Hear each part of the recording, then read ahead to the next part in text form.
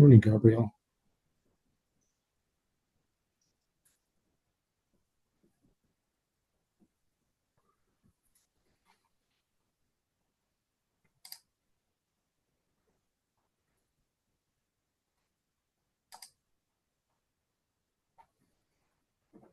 As I close, ye are more than a conqueror.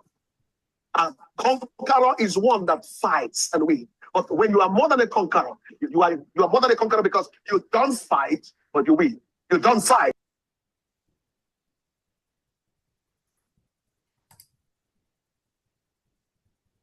Hey, Rick, it looks like everyone has their audio ready to go here, so I'll turn it over to you. Okay. Good morning, everybody.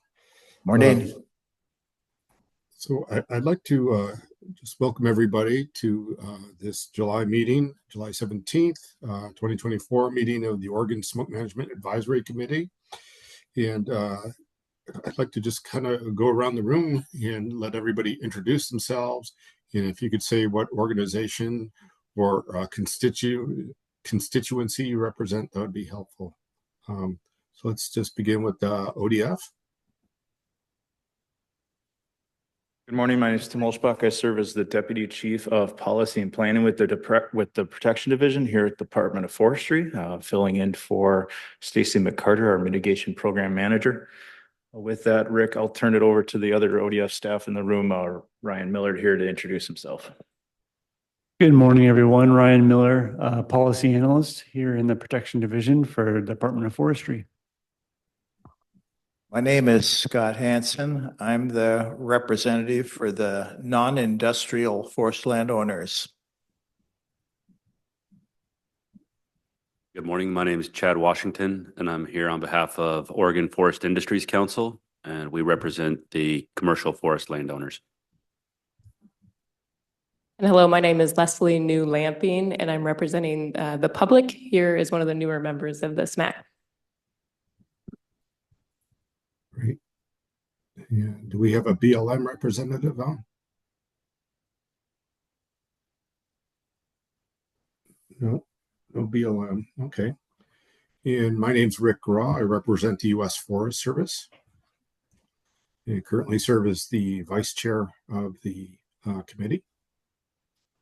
And I think it's okay if we just go around. There's some other folks also on here. Let's just introduce who else is participating in this call. How about the EPA?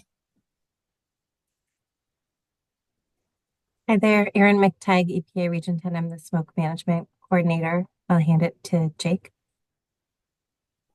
Hi, Jake Wolf, Smoke Management and Air Quality Planner, Region 10, based out of the Boise office in Idaho. Thanks. I think we got Randall too. Randall Ruddick, Region 10, Air Planning Section Team Lead. Great. Nice showing from EPA today. Let's see. I see we also have from ODF, Gabriella. I'm sorry, not ODF. Oregon Health Authority. I was confused there. Do you want me? Do you not? Good morning, folks. Gabriella Goldfarb. I'm the Environmental Public Health Section Manager at the Oregon Health Authority, and I will turn it over to Carol Trenga. Oh, you're muted, Carol.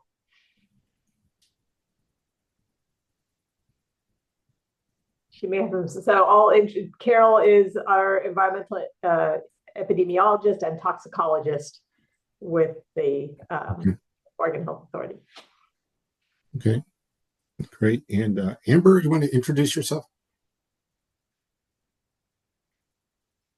Hey, everybody. I'm Amber Ortega. I am the acting Pacific Northwest Forest Service Smoke Coordinator in Fire and Aviation Management. Great. Thanks, Amber. And finally, Shelby, you want to introduce yourself? Hi, everyone. Shelby Berry, Admin Support for Policy and Planning at ODF. Hey, Rick, Jennifer joined. Oh, Jennifer's on? So we have DEQ. Yeah, sorry about that. I was just on a phone call.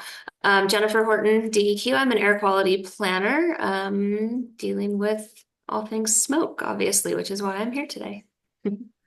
Great. Thanks, Jennifer. And I see Christina that joined us as well. Hey, good morning, folks. Christina Clemens, Smoke Management Field Coordinator with ODF, also Air Resource Advisor that trying to get assignments on the shoulder season. We'll be presenting a little bit later. I am triple booked this morning, so I'm kind of leaving my screen blank and on and off. So if you call and I don't answer, I apologize. I'll try to put it in the chat box when I get back. I'll check it. Thanks, guys. Great. Thank you. Did I miss anybody? Anybody else join? Hey, Rick. Chris Donaldson joining you today. Acting Regional Fuels Program Manager for the Pacific Northwest Region Forest Service. Also might have to jump off here and there, but hoping to listen in for most of the day. Oh, great. Great to have you, Chris. Thanks for joining. All right. Well, with that done, then we can move on to the committee business. And so we have some new members this year who are part of the SMAC. So I believe, let's just go around. Leslie, can you put yourself on camera? And I know you introduced yourself briefly, but maybe you could give us a little background about yourself, how you came to be to represent the public. Absolutely. So I am here in the Tillamook room. I'm sorry, I'm a tiny little person in screen. But my background is... You're getting zoomed in on. This is awesome. Is that you, Tim? Good. That's perfect. Hello. Camera. Nice work. Great. So yeah, I have a background in fire management and forestry. I graduated from the University of Montana with a forestry degree about 10, 12 years ago, and then fought fires for the U.S. Forest Service, BLM, and Fish and Wildlife Service for 6 years, and then took that experience in the field to a policy career after attending the University of Oregon's law school. And most of my scholarship and research was focused on prescribed fire, liability issues, and in general, just wildfire and forest management across the West. And then after that, came to the Oregon State Fire Marshal, had an experience with the Defensible Space Program there. And now I'm currently working for a nonprofit, Rural Voices for Conservation Coalition. And so we work on that broader Western scale, but still very involved as the policy co-director for the Prescribed Fire Coalition and helping work with that group when it comes to policy on the state side. So representing the public from a quite experienced and educated background, but also having that experience within the public of knowing kind of the concerns with smoke management. I currently live in Redmond, Oregon, so I've been watching the West Bend project and looking forward to have the presentation later today about that. So glad to be here and looking forward to learning from all of you all and being a part of the program. Thanks. Great. Thanks, Leslie. And can you tell us your last name one more time? Yes, it's New-Lamping. I just got married and I'm getting used to the dash at the end. Well, congratulations. Yeah, Thank you. Great to have you with us, Leslie. All right, let's go around and let's move on to another new member. Let's just kind of review who's on the SMAC here. Just so everybody's on the same page. So Scott Hansen, you've been a longtime member of the SMAC. Would you mind just kind of reintroducing yourself here to the group? Yeah, I'll introduce myself again. Again, I'm representing the non-industrial woodland owners, and I've been involved with Clackamas. That's where I live, up by Portland, just Oregon City area. And I'm a small landowner. I have about 8 acres there, actually. And I call it rural Oregon City, and have about 92 acres down. All you guys have heard of Silver Falls Park. That's where I have some land down there without a home, but I work on the land there. So why am I here? I've been a member of Clackamas County Farm Forestry Association. That's a county organization. And from there, I was a president of that. It's probably been 10 years ago now. And then I got involved with OSWA. That's the state umbrella over these counties, Oregon Small Woodland Association, and came down and did some testimony work here with a guy by the name of Jim James, is no longer the executive director now. The current executive director, his name is Rick Zahn. Maybe some of you have heard of him, and he's I think, been on board about 2 or 3 years now. So that's a little bit about my background. One of the things I brought up before to you guys is we're here to talk about the Oregon Smoke Management Program, which is it's ODF, Protected Forest Lands. And one of the kind of sticky issues with me is we did a survey about, well, it's over 4 years ago now, and we found out that not all our members are actually in the ODF protected forest lands. They're in, they're kind of closer to cities, but they still have forest land.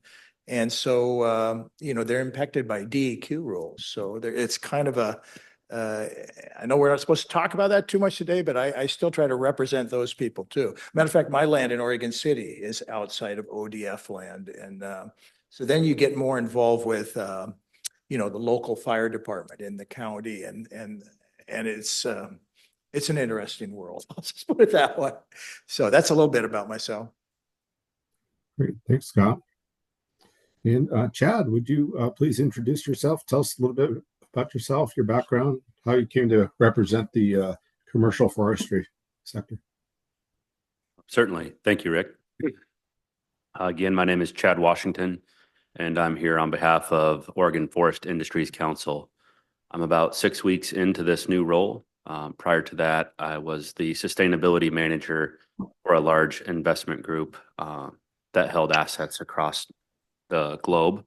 My focus was North America, so I have some experience with fire out of the Oklahoma area, as well as administering the slash management on the North Coast. So very familiar with smoke intrusion issues. Policy background, I was on the board of OFIC as well as the national equivalent in NAFO, as well as a member of the policy analysis group during my graduate work at the University of Idaho in Moscow, Idaho. That's about it. You know, the background's a little light as regarding smoke, but forestry management is pretty strong education and background. Oh, that's great. And it's great to have a representative to understand industry's point of view and perspective, so those could be considered in any decisions that are made by this board. So thanks for your willingness to step up and represent that group. All right. Yeah, other board members, I guess myself, Rick Graw, and I represent the U.S. Forest Service. I've been on this committee since 2012, and so that's 12 years now, and really representing the interests of the federal landowners, particularly the Forest Service. A lot of issues with looking at smoke management and the need to increase pace and scale, and how do we balance that out and try to address the needs of the land managers and the needs of the public. And been working in that area for quite some time now. And so it's a pleasure to continue to be a member of this board. And as you heard, we have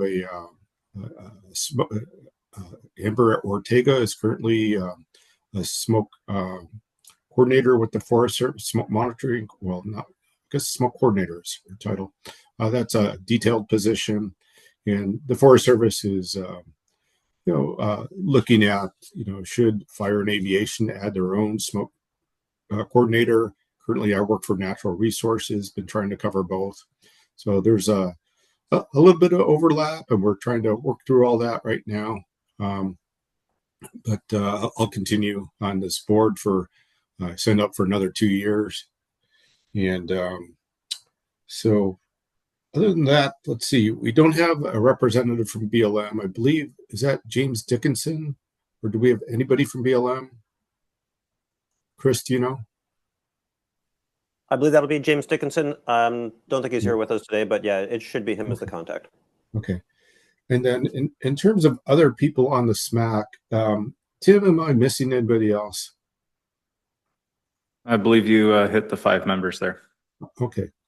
So and part of our business now is we need to select a chair and a vice chair moving forward here. And that really the role of the chair is to help facilitate these meetings, plan the agenda, and make sure the views of the board members are there's time on the agenda to make sure that those topics are covered, and just to serve as a point of contact really for the board for any kind of business needs. So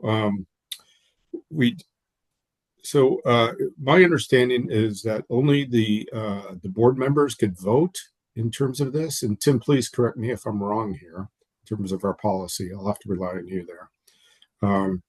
And I am unclear if this is appointing for a 1-year or a 2-year position. So Tim, could you clarify a little bit for us? I believe the charter currently has it as a 1-year, but I believe that's also on the agenda too today. So I would say let's assume it'd be a 1-year commitment. Okay. For now. All right. So is anybody, I'd like of the board members, is anybody who's interested in running for the chair?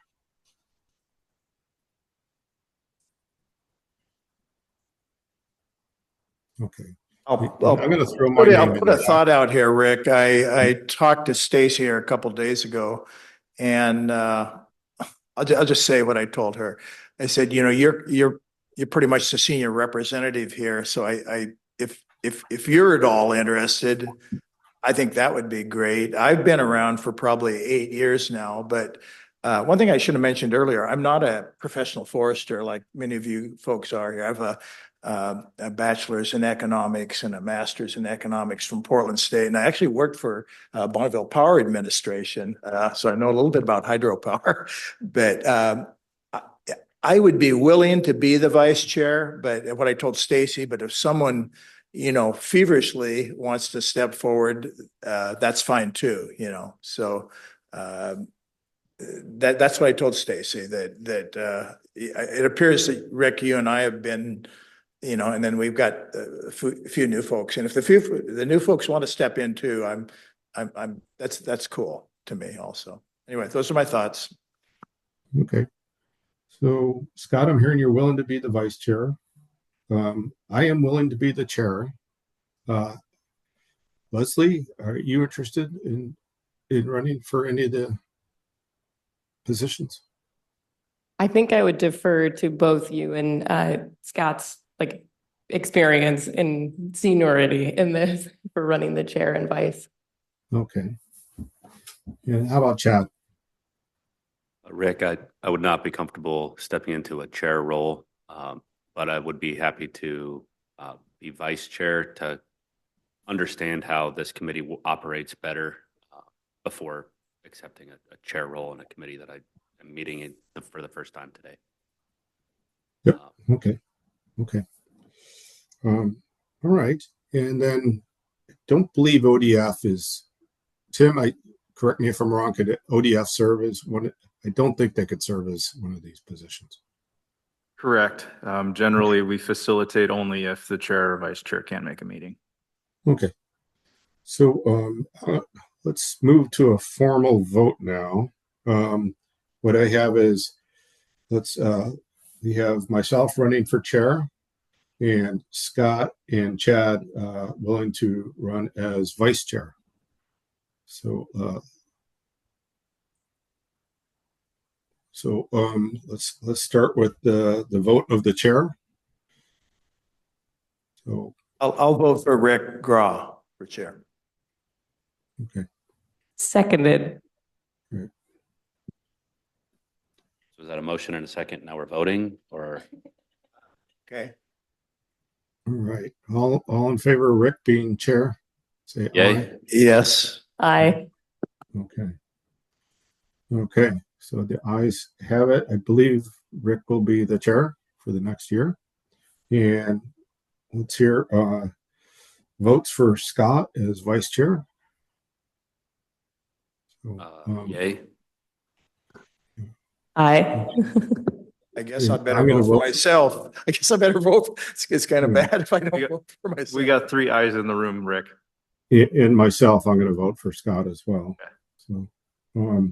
So I believe, and anybody vote for Leslie? I don't think Leslie. I'm sorry, for Chad. I'm sorry. My apologies, Leslie. Rick, can I just go ahead and withdraw? I think it makes sense for Sure. Scott to be the vice chair there. Okay. All right. Well, then I believe we have Scott is our new vice chair. So congratulations, Scott. Okay, thank All you. right. Okay. And next up is the charter review. Tim, can I turn this over to you? Yes, you can. And I will share the screen here. I'm going to try to get the charter as large as I can. So this topic was meant for two things. One was to introduce folks to what the charter is. Another is an opportunity to provide some updates and some discussion regarding operations of the committee moving forward. A good opportunity. We got a lot of new folks and new committee members. Along with that, of a lot of some changes of public health being a large component of pairing up with prescribed fire and prescribed burning to really get the work done on the ground that we need to do and working at as a team. So Stacy has been working with Rick on some updates to it. And Rick, I added some comments as well, just to highlight some of the aspects of it. But really, so what I'm sharing on the screen here is just some direction on where Rick and Stacy were having some vision on the document and some of the areas where we can operate moving forward. So, and apologies to the folks in the room. Our printer was a little fickle this morning and shredded my copies before the meeting, so you'll have to bear with me, and I'll try to zoom in the best I can here because I can see my. So like with most charters, it has the authority of why the committee's formed, and it also has a mission vision statement. So right out of statute to assist the state, this committee is intended to assist and advise the state forester in the development and implementation of the smoke management program. So the smoke management program has gotten a little bit of a broader term these days, but it still is the program circulated for the smoke fund and for burning on forest land. That's statutorily what you all are here for to do.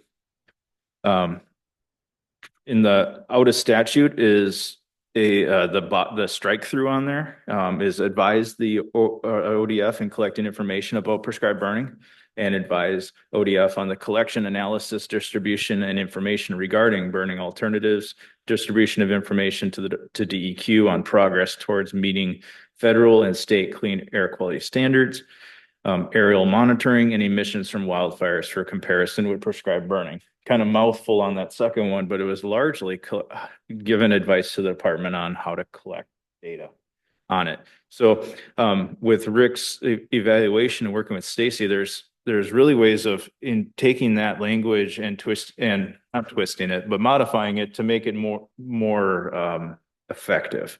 So Rick's suggestions right now are to evaluate the needs of landowners and managers to ensure adequate opportunities are provided to accomplish the amount of prescribed burning needed, ensure public health is protected from smoke and prescribed burning. That gets to that public health and our partnership with DEQ in this. When the prescribed burning does not meet the needs of landowners, evaluate the consequences. So the fire hazard that remains, or forest management, forest health standards that are impacted, and ensure the program fees are sufficient to cover the program needs. One of the items with this is the smoke management program is supported by the smoke management fund. And this has a tie into it to make sure that the fund is stable to support the program and the goals and metrics. So the new purpose and objectives there are largely reflective of the metrics that the committee adopted or approved last year or back in January.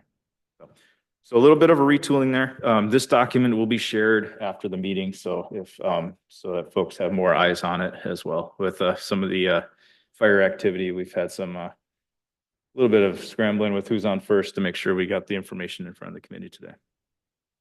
Organization-wise, as we went through, there's 5 members on the committee. 3 are appointed currently by the state forester. So we have an industrial, a non-industrial, and then a member of the public. That's a current, and then a federal Forest Service representative, Bureau of Land Management representative. Thing you drew, but they can remember how we trenched on that. Hold on. Are you with me? Okay.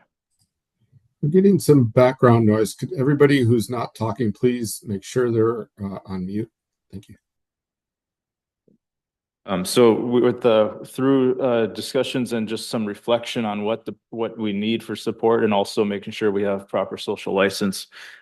Rick has some suggestions about having regional public representation. So Leslie's current seat as the public member at large would look to add some additional folks to that. That would probably take a statutory adjustment to functionally restructure the committee, but it's not out of the question with it being supported. Also with the recognizing that OHA contributes a significant amount towards these meetings of recognizing them as well, along with DEQ. So it's the three agencies that are moving the process forward here. So, and formalizing that to an extent. Tim, can I make a comment on the rationale behind adjusting the regional representation for the public? I just thought this is probably one of the most difficult positions on the SMAC, is to represent all the views of the public across the entire state. And they're very diverse in terms of perspective, and it's going to be a very big challenge, I would imagine, to try to understand what all the opinions are across the state and bring them forward. And I don't know how somebody would represent that entire constituency with good communication with there. So I was thinking that, if we had a Western Oregon, Central Oregon, and Eastern Oregon representative, there might be a better opportunity or to represent a more sub-geographic constituency. And but perhaps that's not the right answer, because if it's going to take an act of the legislation, that could be difficult. But it just seems a very challenging position to me. So that was my thinking there. Rick, in response, as someone who's representing all of the industrial forest landowners across the state, over 50 organizations, I experienced the same challenges myself. So I guess I would offer that if we're going to expand that public representative from 1 to 3, that we should look to do the same for industrial forest landowners, as they have different challenges from the west side to the east side, and Central Oregon being kind of a blend. So I guess if we're going to expand the representation from one of the groups listed, I recommend we expand that representation across all 3 of those, industrial and non-industrial forest landowners as well. Imagine Scott has a hard time speaking for Central Oregon landowners as well as Northeast Oregon landowners, just the same as the public representative and as I would as an industrial representative. That's a good point, Chad, that the small landowners is a very diverse group, and it might be someone with as little as 5 acres, that doesn't ever plan on cutting a single tree, for the next 40 years. And then other people, the economics of it is more part of part of their management. So the joke in our area is if we had 1,000 management plans, they'd all be different, for each landowner, and it just goes with the territory. So yeah, so I have to be careful, representing them, because I'm trying to include everybody here as best I can, but it's not perfect, Yes, Scott, I think doing our best to do that will lead to more efficient meetings rather than growing this committee from 3 appointed to 9 appointed committee members. So I guess for what it's worth, I would recommend we stick with 1 from each, or we grow from 3 to 9. It kind of becomes a numbers game, I think. If we expand too much, for people who want to, dedicate the time to be involved, or to be virtually with us. And yeah, I mean, my first question is, who would those three people be? Non-industrial. I'm not sure I could just grab them in 10 minutes for you here, and they would raise a hand gladly to help us. So it kind of goes both ways. Yeah, a little more diversity, but are we going to have maybe too many to reach a consensus? We have to think about that just for a second, I think. So thank you. I think that's an opportunity too, just to provide some context for the committee here. Is the board Board of Forestry has directive that they have to be selected and represent various areas. Like we can't overload one area of the state with board members. They have to be geographically representative as well across the 7 of them.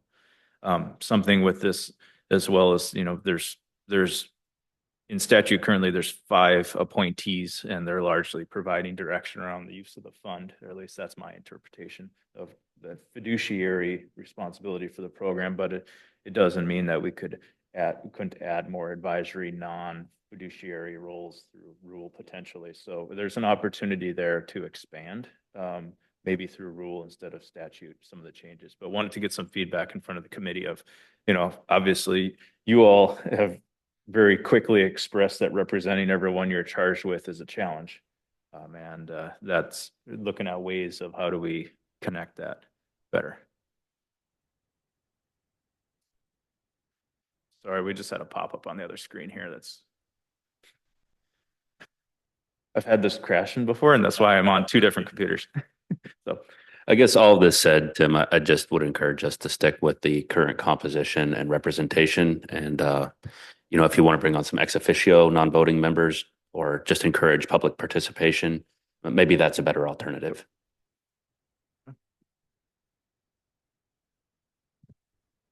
I might want to add one thing, maybe instead of, and it depends on what's written in rules and what's been done for other representative committees like this. If it's not geographically diverse, maybe adding one member that represents diversity in general. So having it be somebody who lives in the smoke sensitive area, experiences smoke from prescribed burning, and then represents an underserved population. Because I know that's something that may not be picked out by the representative from the public as easily, and that can be served through a specific voting member that represents those underserved populations, which doesn't add to the geographic diversity, but adds the diversity and those perspectives that can be served. And there can be intention given to having that public member that's representing diversity and the public member representing the general public, having those 2 be geographically diverse. Gabriella.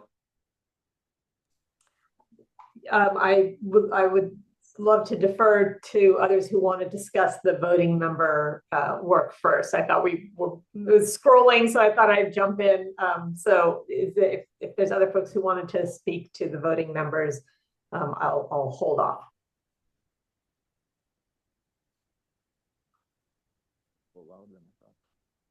I think you're on.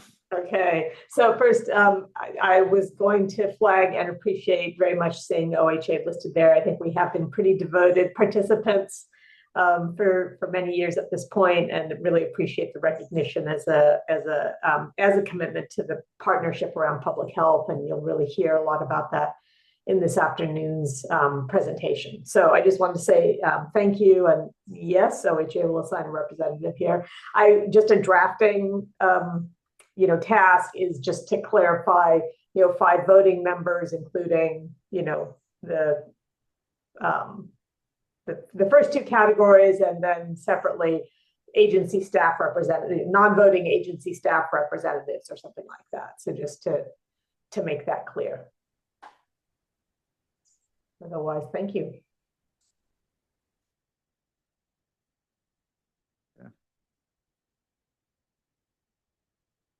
Let's scroll through the next part here. So one of the items, as Rick mentioned, is committee positions on here is so right now committee term or appointments are for 2 years. So Rick's recommendation is to move some of the membership positions to 2 years as well.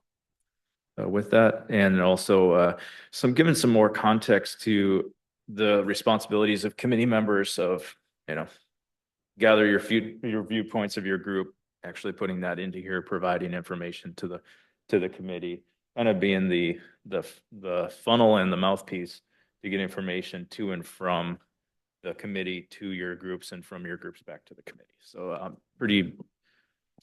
what would you generally expect to see in a charter for committee member responsibilities? Gabriella.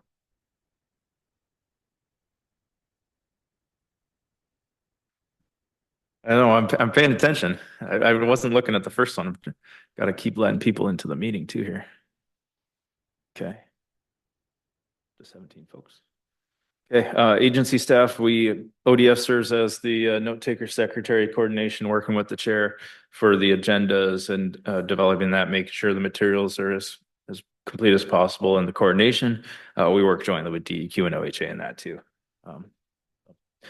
Meetings. I would just flag there, if we can add a sentence for OHA, let me know if you want me to draft something, or if you want to draft something, that's great too.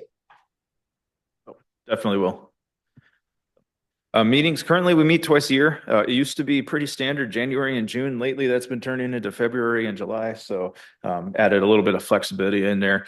But looking at, the committees over the last 4 or 5 meetings has had a lot of discussions on what the committee wants to see in their agendas to make them more robust and providing more context. So, those 4 purpose statements. So right at the beginning, that's kind of formed into what you all want to hear and what we've been talking about for a while. So, what we did versus what we needed for prescribed burning, kind of expansion. It used to be an intrusion report. Now it's turning into a seasonal prescribed burning report. And any more information you all want to see in those to make them more of value to you, we're all ears in providing that. Looking at smoke intrusions and NACS exceedances, when we can get those identified. Some more information about the financial report. We'll be digging really into that today to get some more detailed information in front of the committee. And then we'll also be taking any questions back to having a follow-up with that. So we'll have the fund balance and some projections. Some statuses and trends on emission reduction techniques and what's being actually done. So we have those techniques available. Are people using them? That's a part of the smoke metrics that were approved. And then just implementation of the tasks from the plan from the previous review. And we'll get into some discussions on kind of the construct of the next program review as well. Do you have that for the small landowners too? The acres, how much is done and how much is planned. I've looked in the annual report and I haven't really because I know we're a small component here, right? Let's be honest, of the big folks, the big industrial and the federal folks.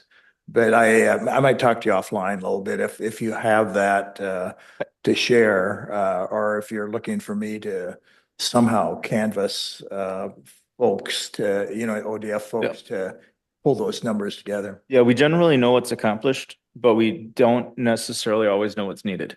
So that's I think is the construct of having the back and forth communication, is trying to identify, okay, who has stuff that they need to get, who has work they need to get done, but because of weather or other constraining factors, they're not able to. So that would where we would rely on, and it's not just with small woodlands, but where is industry having some pinch points? I know the West Bend project came out because we knew the federal agencies were having some pinch points over there. So trying to get that from all angles to kind of compile into we accomplished this, but it was only 60% of what we needed to either meet our forest health goals or our resiliency goals or wildfire mitigation goals.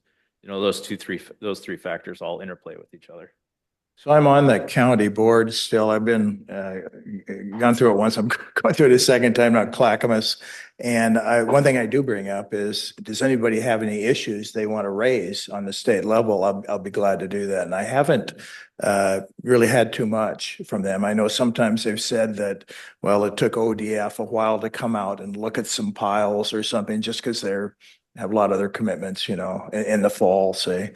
So so at least doing something at that level. I know that's not hard numbers so much for you, but And it could be something of the department helping to construct just a couple, like 3 or 4 questions. Okay. That you could send to your OSWA membership. Okay, And I will do because that. you said you were at one county, at your county group, but there's 36 counties. It was like, and trying to capture it all. So Yeah, and so sometimes people are reluctant to share it too. I'll be honest with you. You know, they just kind of maybe they feel it's kind of a private matter, and they don't want to share it with just everyone. So, okay.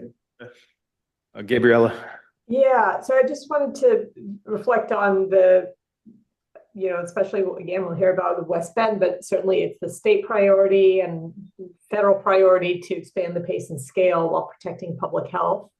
And we have been happy to participate here and kind of bring that voice of what's happening around smoke resilience and increasing kind of, social license around prescribed burning, from our perspective, so that there's forest treatment that will mitigate risks of broad conflagrations that have bigger public health impacts. So I don't have the metrics in front of me. I can't remember if there's some language from there that would be a good corresponding, but just something, we always pipe up during the briefing. So I just wanted to flag adding something related explicitly to public health and building smoke resilience in communities. Yeah. And we could talk about that offline, but Yep. we just want to have a flag. I have a paper copy in front of me, so I'm writing it down on there. Great, thanks. Okay. So, meeting procedures, chair facilitates the meetings, vice chair facilitates if they're not available.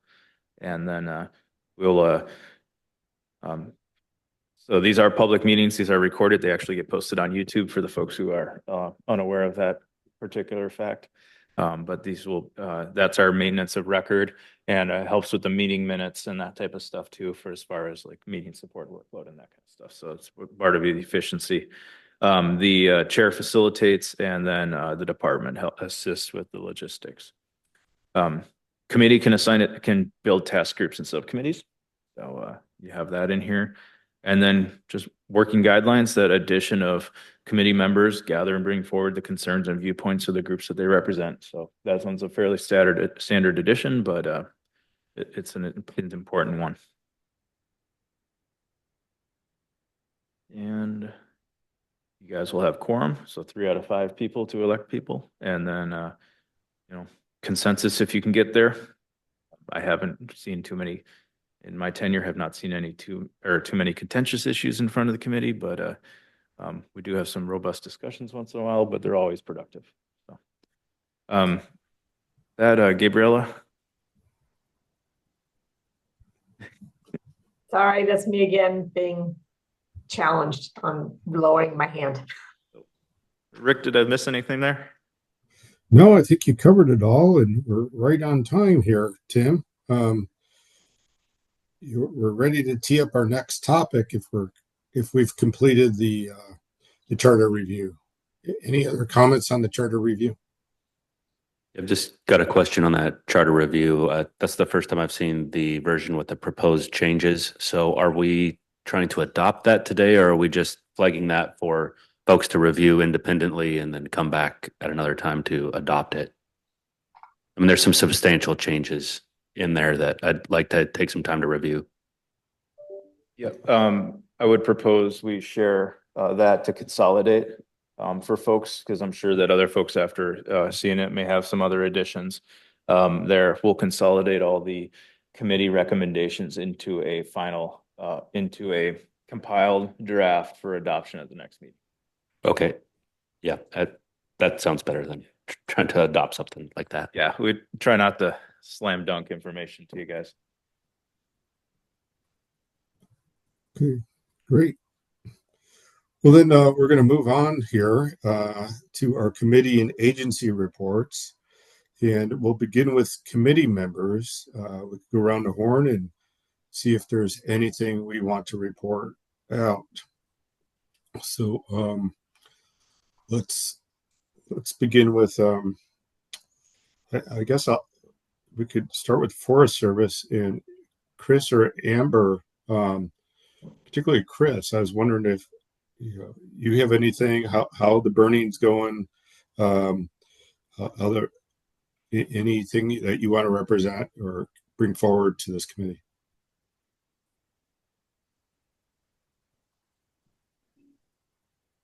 Maybe Chris has dropped off. I don't know. Yeah, Chris has dropped. This is Amber Ortega. Chris dropped off because he's dealing with some things that are going on.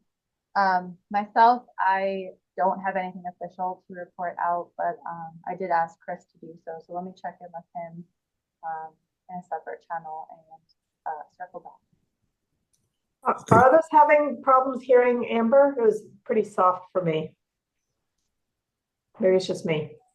She's pretty quiet. But I think what she said is she didn't have anything to report right now, but she's going to contact Chris to see if it'll go back.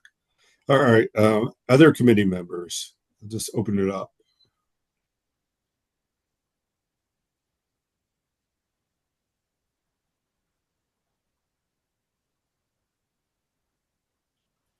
All right. Hearing none, let's go to DEQ. Jennifer?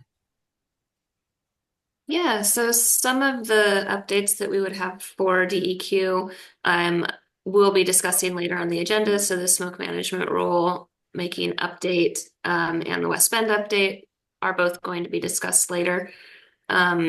We are working with the Forest Service to secure some funding to do pile burn emissions testing.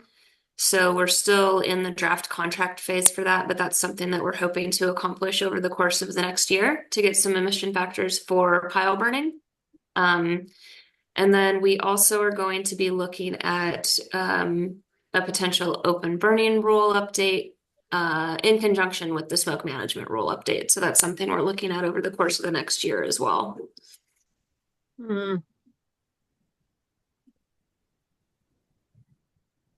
All right. That's all from the EQ for now. All right, thank you. Thank you. How about ODF? Do we have any updates from ODF? Gonna have to try to keep this short too, just because everyone else is doing so good with their reports. So the couple big rocks outside of fire season, which I think is pretty self-explanatory at the moment, considering I'm facilitating the meeting today, with keeping us fairly busy. We have there's 2 bundles of rules in front of the Board of Forestry that were presented in June. There was an update to the Certified Burn Manager program, and that program is it's a training program established to for private citizens to get a certification to implement prescribed burns and have some liability protections with it, but primarily around education and increasing capacity of available resources to conduct burns. We've had some tweaks to that based on the things that we've learned over the last year or two, and had an opportunity to bring those in front of the board. Those will be on the are out for public comment right now, and there'll be a public hearing for them in the last week of July. So if you haven't seen that, if you want any information about the time and date for that, we can get that to any committee members today if you want to provide comment.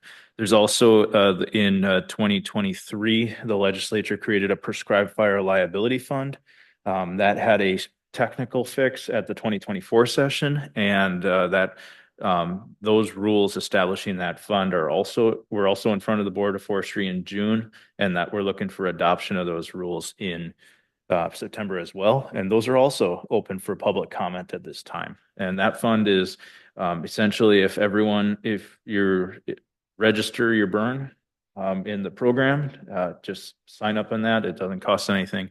And you do everything right, and you just have a bad day and there's no negligence involved, that there's a pot of funds to help cover any civil liability costs or suppression costs that resulted from that incident. So new program. It's a pilot. I believe it runs until 2026 or 2027 there. So it's a couple of years, but there's $5 million set aside for those types of incidences. And it's a partnership between ODF and the Department of Consumer and Business Services in that one. As well, the ODF has received some grant funds from the United States Forest Service. We're going to be earmarking some of those for development of community response plans and to help support that process where we can identify those communities. We're just waiting for those funds currently for the grant agreements that's signed, but we do have some set aside to help facilitate that and to help provide a focus for those communities who want to get more burning done and give them an avenue to do that. So, end of report.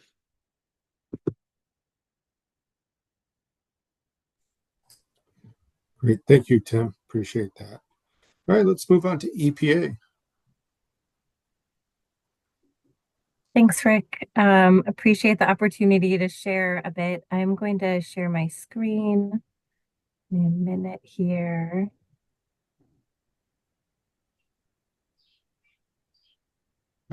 Does that look good to you all? Looks good. Okay, magic. We rarely use Zoom, so I appreciate it. So thanks for giving us a few minutes to provide some updates. You'll hear more about some of the topics again I'm going to mention later. I know Gabrielle mentioned the West Bend project, but we've had a lot of big milestones and work happening over the past year, so I wanted to share some of this with you all during this venue. Some of you will be deeply familiar with some of the topics I'm going to cover, but this may be new to some of you. So we'll try to break it down as much as I can, but also be brief. Have a few regulatory updates to share. Wanted to touch on our 2024 annual smoke management conference that just happened last month. Speak to some of the new coordination and really deepening coordination on prescribed fire and smoke that involves a number of you in the both Oregon and Washington areas. And then just to mention a few EPA resources while I have a minute.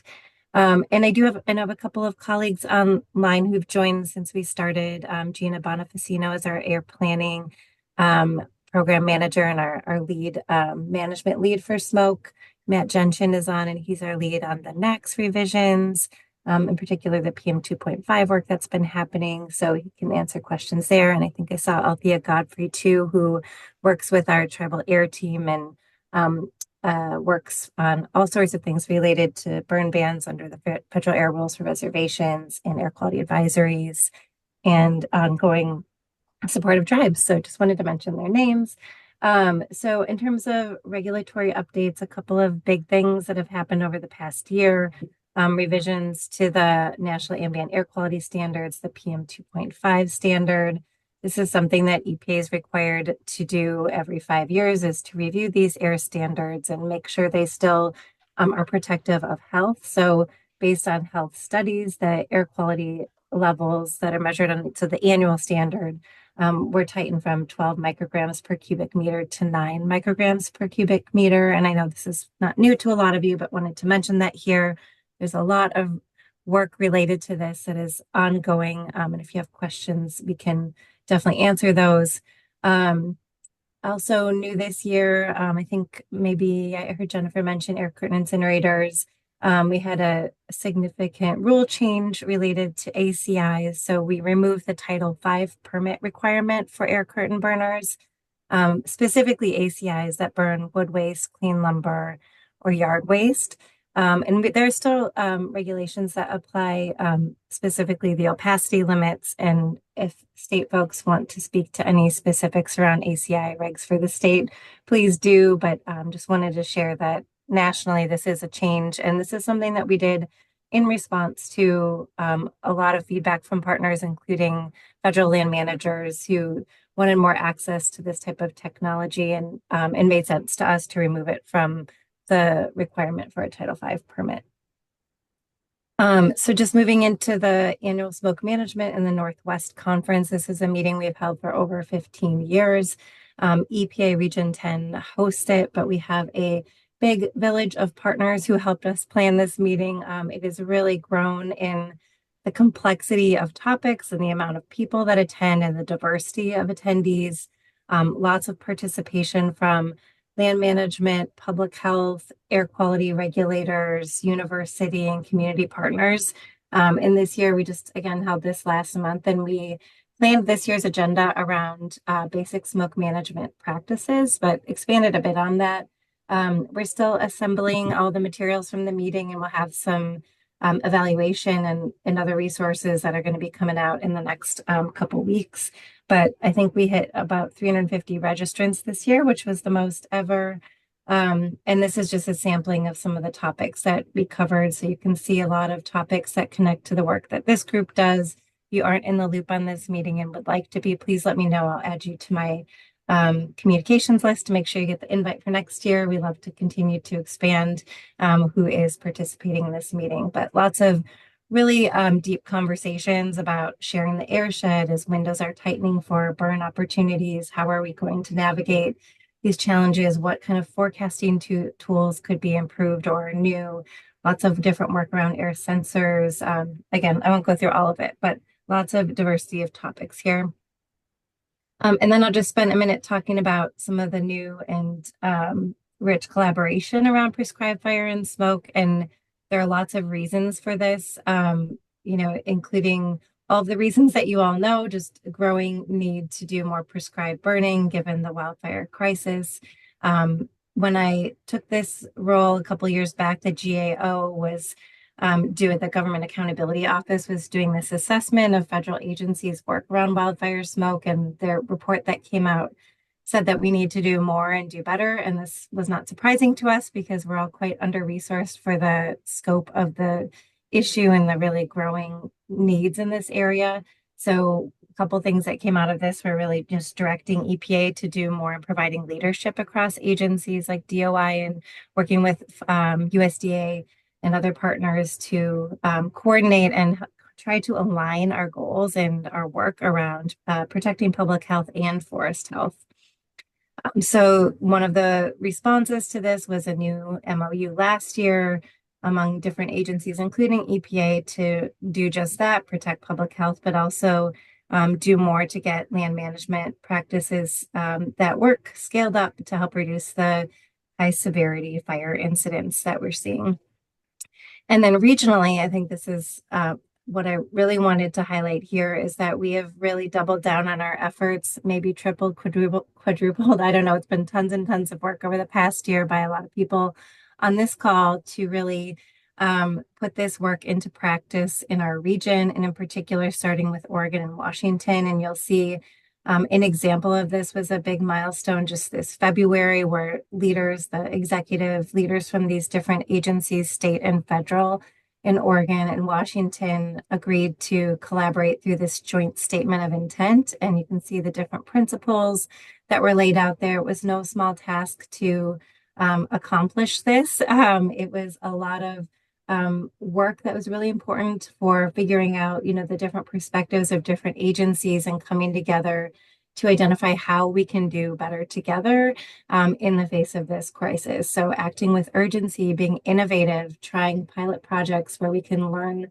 and grow and adapt. And so we're already seeing some of this in practice. And I think another significant milestone just this last month on June 17th, we had a meeting in Portland with, again, a really dynamic growing group of agencies, health, air quality and environmental agencies, land management agencies, and tribes coming together to say, yes, we want to develop a task force on this, something that will be durable in the near future, at least the next 5 years, maybe longer, to have this structure where we can come together at a regional level and figure out how to resource the needs, how to together provide leadership on these. And then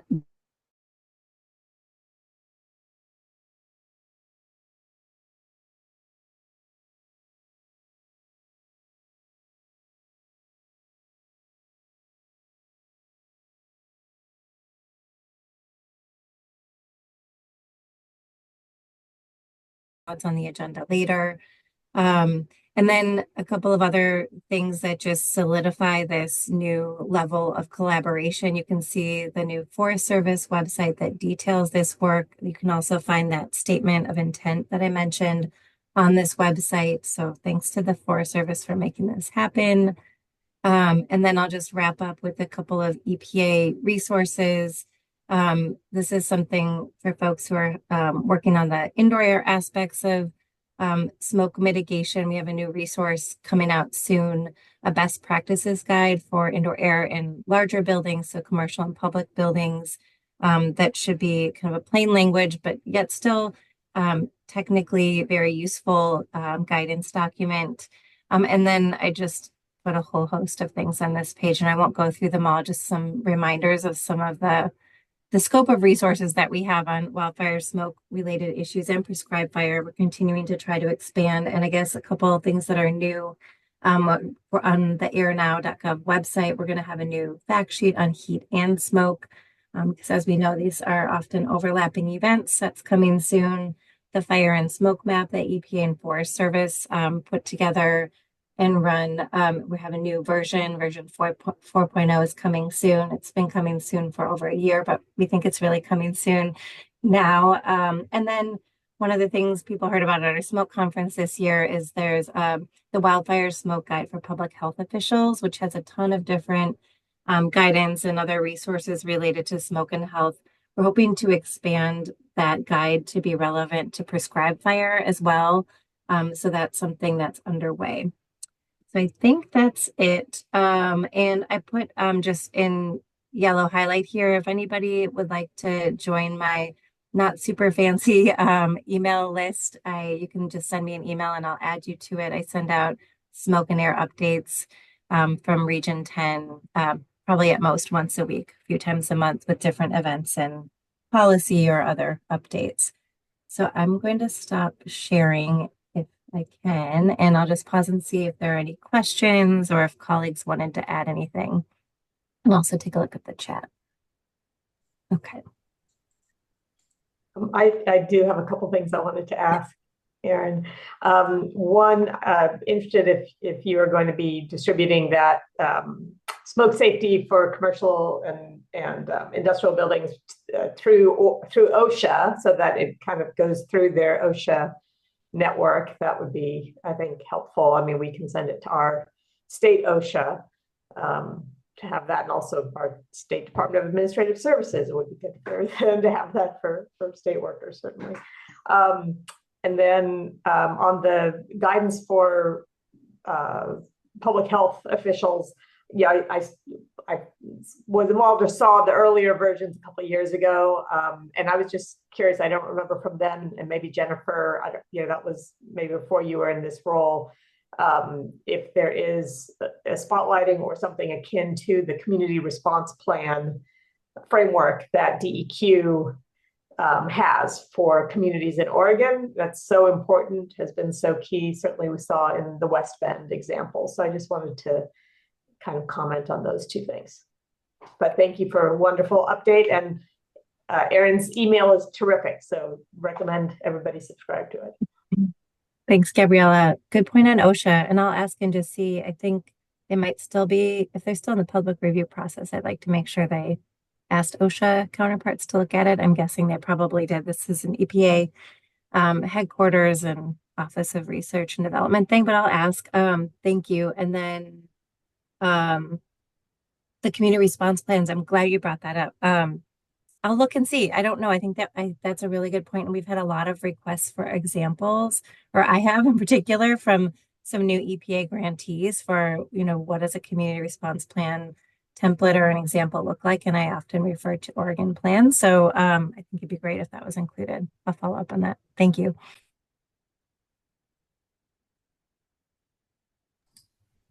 Great. Thank you, Erin. That was really terrific.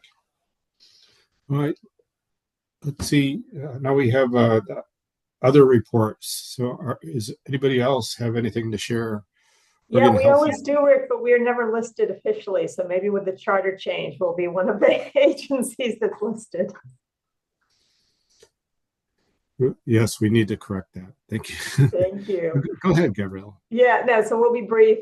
The West Bend is a big topic that we'll be touching on later. Right now, I wanted to flag two things. One, I've talked to this group, but there are new folks about the process that the Oregon Health Authority has been going through and the public health system as a whole, which is governmental public health at the state level, that's Oregon Health Authority. At the county level, that's our local public health authorities. At the tribal level, tribal health departments.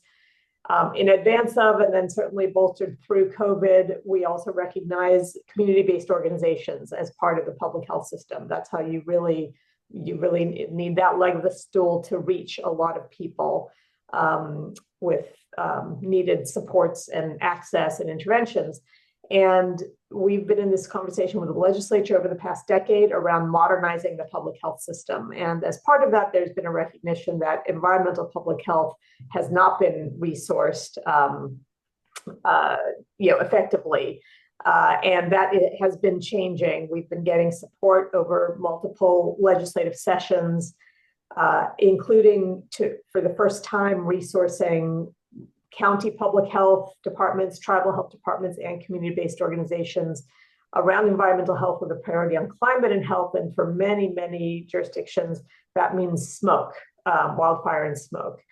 That said, these resources started coming online in the middle of the pandemic. And so our local partners, especially all of us, were very caught up with that. So it's gone a little slower than we hoped, but things are really getting underway very dramatically. And I think, when you hear about the West Bend event this afternoon and the role, for example, that Sarah Worthington, who is a regional climate and health coordinator for Deschutes, Crook, and Jefferson counties, that is a position that OHA is funding at, through funding provided to OHA that we have funded the local public health authorities to stand up, and you'll hear about that role. And so that really is kind of public health modernization in action, specifically in the context of, for us, climate and health, and specifically in the context of smoke resilience. And that's the model for how we want things to play out. And we are hoping that DEQ's community response plan program will be resourced and be able to really replicate across. And you all know how that is tied to expanding the pace and scale of prescribed burning. And those rules require that public health be at the table, and now we are resourcing them to do that. So that's all, but because we have some new folks, I wanted to provide a little bit of context to say that we recently provided guidelines to the local public health authorities to develop their climate and health plans. And so I'm hoping, in 6 months that are at the next meeting, that we'll be able to share a little bit about which jurisdictions are prioritizing smoke and kind of what they're doing about that. And prescribed burning is part of that, especially as you were hearing from Aaron and others. There's both at the federal and state level this concerted push to expand that pace and scale. So that was one thing I wanted to highlight. The other thing is that tomorrow we are, another piece of background for some. Under Governor Brown, there was an executive order 2004 on assigning responsibilities to many agencies around different climate change related priorities. And one assignment to OHA was to issue an annual climate and health in Oregon report. And so because there's a little bit of lag, certainly with reporting on what happened the year before and getting health data,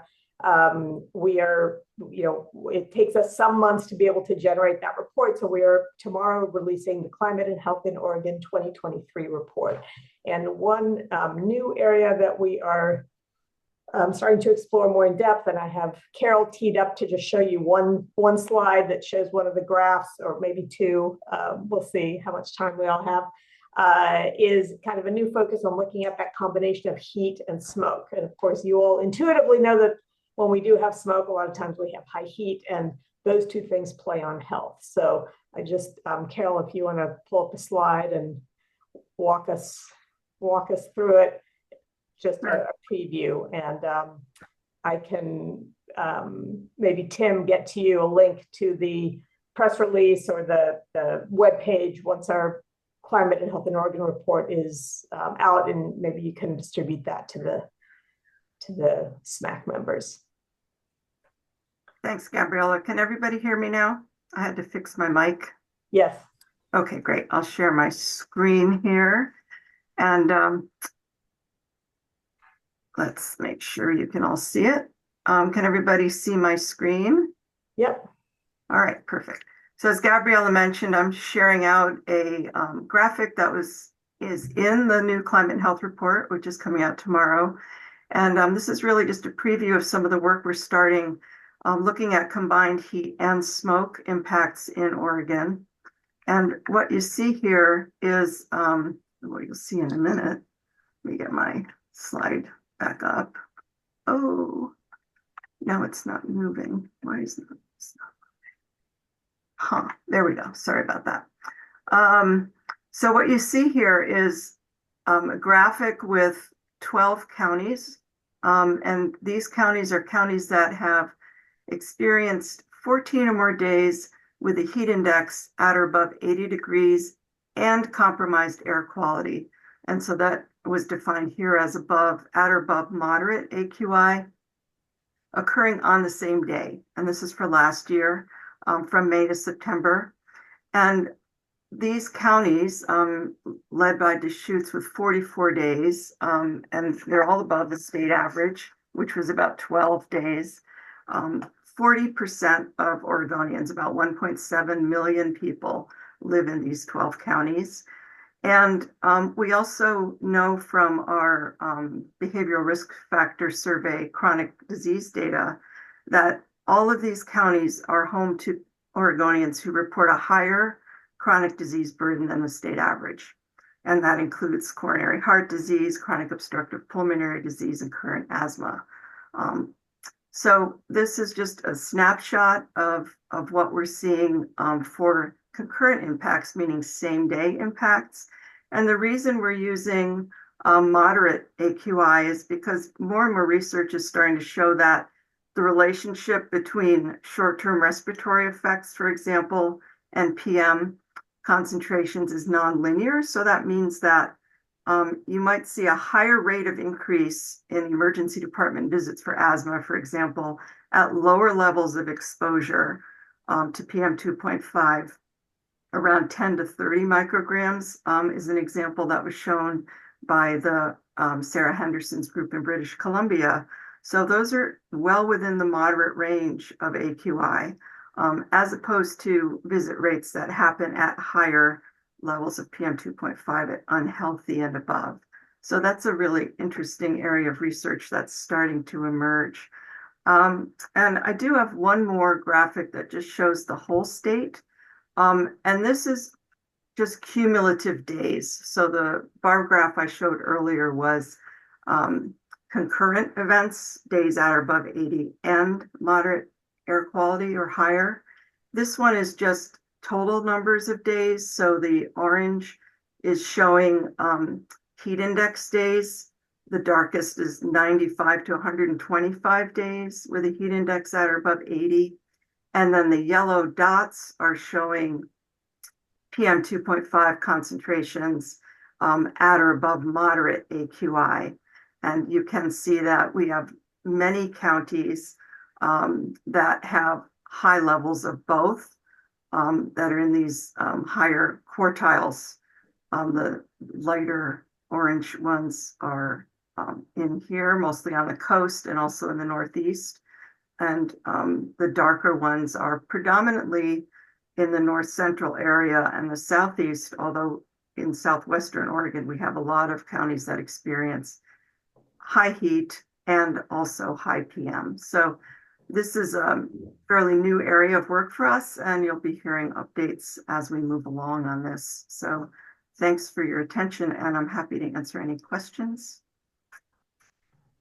I guess for us, the point is this is kind of the evidence base for the importance of strengthening, forest resilience and smoke resilience across the state. And so, everybody has loved ones and friends and neighbors who we all care about and who live in these areas. And so, hopefully it helps in communicating, around the priorities for this work.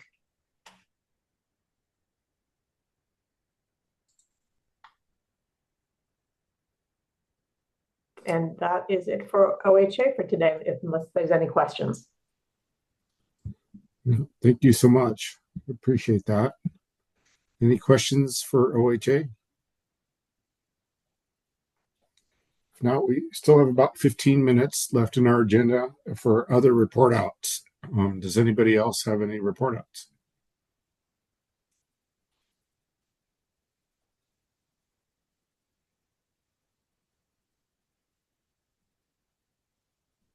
All right, I'm not seeing any that I could tell on the screen. So, all right. So let's go back. Tim? Yep. Would you like me to, we can open up the next topic with the smoke management fund review a little bit before we hit our break time? How's that sound, Rick? Yeah, that'll be fine. Okay. Every time they update Zoom, they move where the share button is.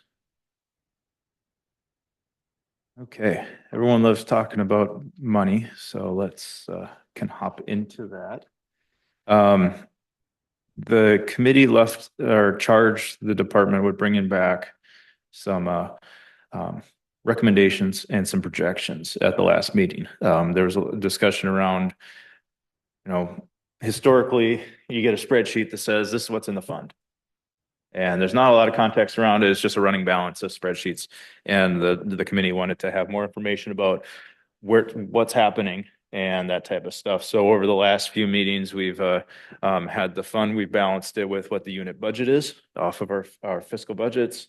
We've provided that and looking at more and more just context and graphics and trying to get the information for you all to fill that charge of providing recommendations to the department and how to implement the program for that. So with that, this is that continued effort into getting to this point. There's some printouts on the tables here for the people in the room. I'm going to try to share those the best I can on the screen with some of the graphics here. Let me see if I can zoom in a little bit more. Apparently not. This is a very, might be the best I can do for now, but I can talk through it a little bit. So pictures are worth 1,000 words. And just for context, the bottom line, where the line goes below the bottom of the chart is not zero, just so people don't panic. It's just below 300,000. So it was just captured on the screen here. What this graphic shows essentially is the spreadsheet of the smoke management fund over the last few years. You can see where the line is annually does dips and climbs as it would make sense. We have spring and fall burn windows, and after those are completed, then we send the bills, collect the funds, and we don't burn any during the summer. So there's no revenue generally collected during the summer. However, a lot of folks do go out and do support the fire effort, as is evident, and that provides some savings. So it does, provide some expenditure relief during those times of the year as we get our folks out to support the fire effort across the country. So with that, of note though, the red line is kind of the trend line with this graph, and it's going down. But with this is over the course of a calendar year, you see how dynamic some of the monthly unit costs has been. So with that as well, there's 5 positions that are funded out of the smoke management fund. There's our 3 meteorologists that support the direct forecasting. There's our smoke management field coordinator who does the field audits. You'll hear from them today. And then we have a mitigation program manager, which is split funded. So 8 months of Stacy's time is dedicated to the smoke management fund. 2 months is towards supporting federal grants and the mitigation work, and another 2 months just for prescribed fire in general, certified burn manager program, that type of stuff. So Stacy's a portion of Stacy's salaries here. As we go through the years here, you can see some of the dynamics in the staffing changes. We were a little light on staffing in 2019. In 2020, we were full staffed again. In 2021, Nick Yonker retired, so the month it went down. In 2020, late 2022, we refilled that position, and in 2023 is where we're currently at. But also with that as well is is the general step increases for employees, COLAs, that type of stuff too. So between calendar year 18 with a full staff, it was approximately about $40,000 a month for the program. Now in 2023, we're at 56,000. So just to have some of the projections there. To put that in context, CPI has increased by 25% across those years as well. So just the cost of doing business, the cost of living, and that type of stuff is just increased with inflation over the same period as well. And wages have increased as well. So it does fall fairly in line with that. Along with this timeline too, for the programmatic timeline in 2018, we just finished the past program review. In 2019, January, we instituted the new rules. The goal was to increase burning with those new rules and new opportunities. In 2020, COVID hit, and there was guidance put out around not compromising what people are breathing. So largely, our federal partners did a lot less burning over that time period. Private land burners did a lot less burning over that time period as well. 2021, same deal with it. 2022, we had some challenges with prescribed burns in other parts of the country that had an impact. So we kind of never really got into the programmatic increase in prescribed burning. The goal of opening up the rules and getting more burning done never really got off the launch pad due to completely external factors on it. So that did influence some of the projections. Absolutely. The 25% increase in CPI. I mean, that's relevant, right? Because your cost from 22 to 23 is almost just a little over 25%. Right. And then in the recent cost of living COLAs here, it shows a 6.5% increase over 23. Yep. So of that 25% increase in the monthly cost, 6.5% is accounted for in the COLAs, correct? Correct. What is the remaining like 19-20% cost increase attributed to? So some of that, so we have annual step increases across so this CPI in general is the Northwest Portland CPI index from the federal entity. So that was just an inflationary kind of a baseline on it. As far as staff increases over this same time period, we have the step increases for new staff. So and that's the negotiated rates with them. There's generally has been a 2 to 3% COLA with that. That is lately this last bargaining, it went up to 6.5. There's another 6.5. So the assumptions on that fed into the previous rates were low in those regards. There's also was bargained payouts for COVID, and then also a lump sum cost of living bump that went into it as well. That was bargained between the state enterprise and the unions. So that was some of the other just direct staffing increases. The cost of vehicles, travel, gas, a lot of the supplies for our field coordinators to go and do the auditing work, those have all gone up. Those have felt the CPI increase just in those general rates as well. New vehicle went from, I believe, 28,000 to almost 52 for that one. Those real factors of it, and in a relatively short timeline. That's I don't have the exact percentage breakdown, but just that 25 in the CPI was the barometer kind of where the rate to compare staffing and where the rates are. Right. But a lot of this is due to step increases and then COLAs associated with those step increases. Yeah, largely personnel is with all state governments the largest cost. Yeah. Very good. And then one more question on this spreadsheet on the front here. Looks like there were a couple periods where the revenue is negative. Is that expenditures coming out? So May and June of 23, you look at the non-federal, there's about 10,000. And then in March, under the Forest Service, there's 118,000. Yep. So it's getting into some of those, but the private We landlord could folks follow. that are just right on the numbers, and I love it. So, and I appreciate or apologize for the folks on the screen who was trying to jump to the next graphic here. So, the chart that Chad here was discussing is essentially the graphic that was just up, just in tabular form. So some of the impacts with it is the March 23, there's a U.S. Forest Service fee revenue that was an amount that was incorrectly billed. Previous to this, we had a firm fixed price contract with the Forest Service. It was annual. They paid us this much, and then they did their burning. That has since equalized out, but this was a subsequent bill that should never have been sent. It really skewed the fund balance. Throw it off by $100,000. That has a significant impact in some of the planning.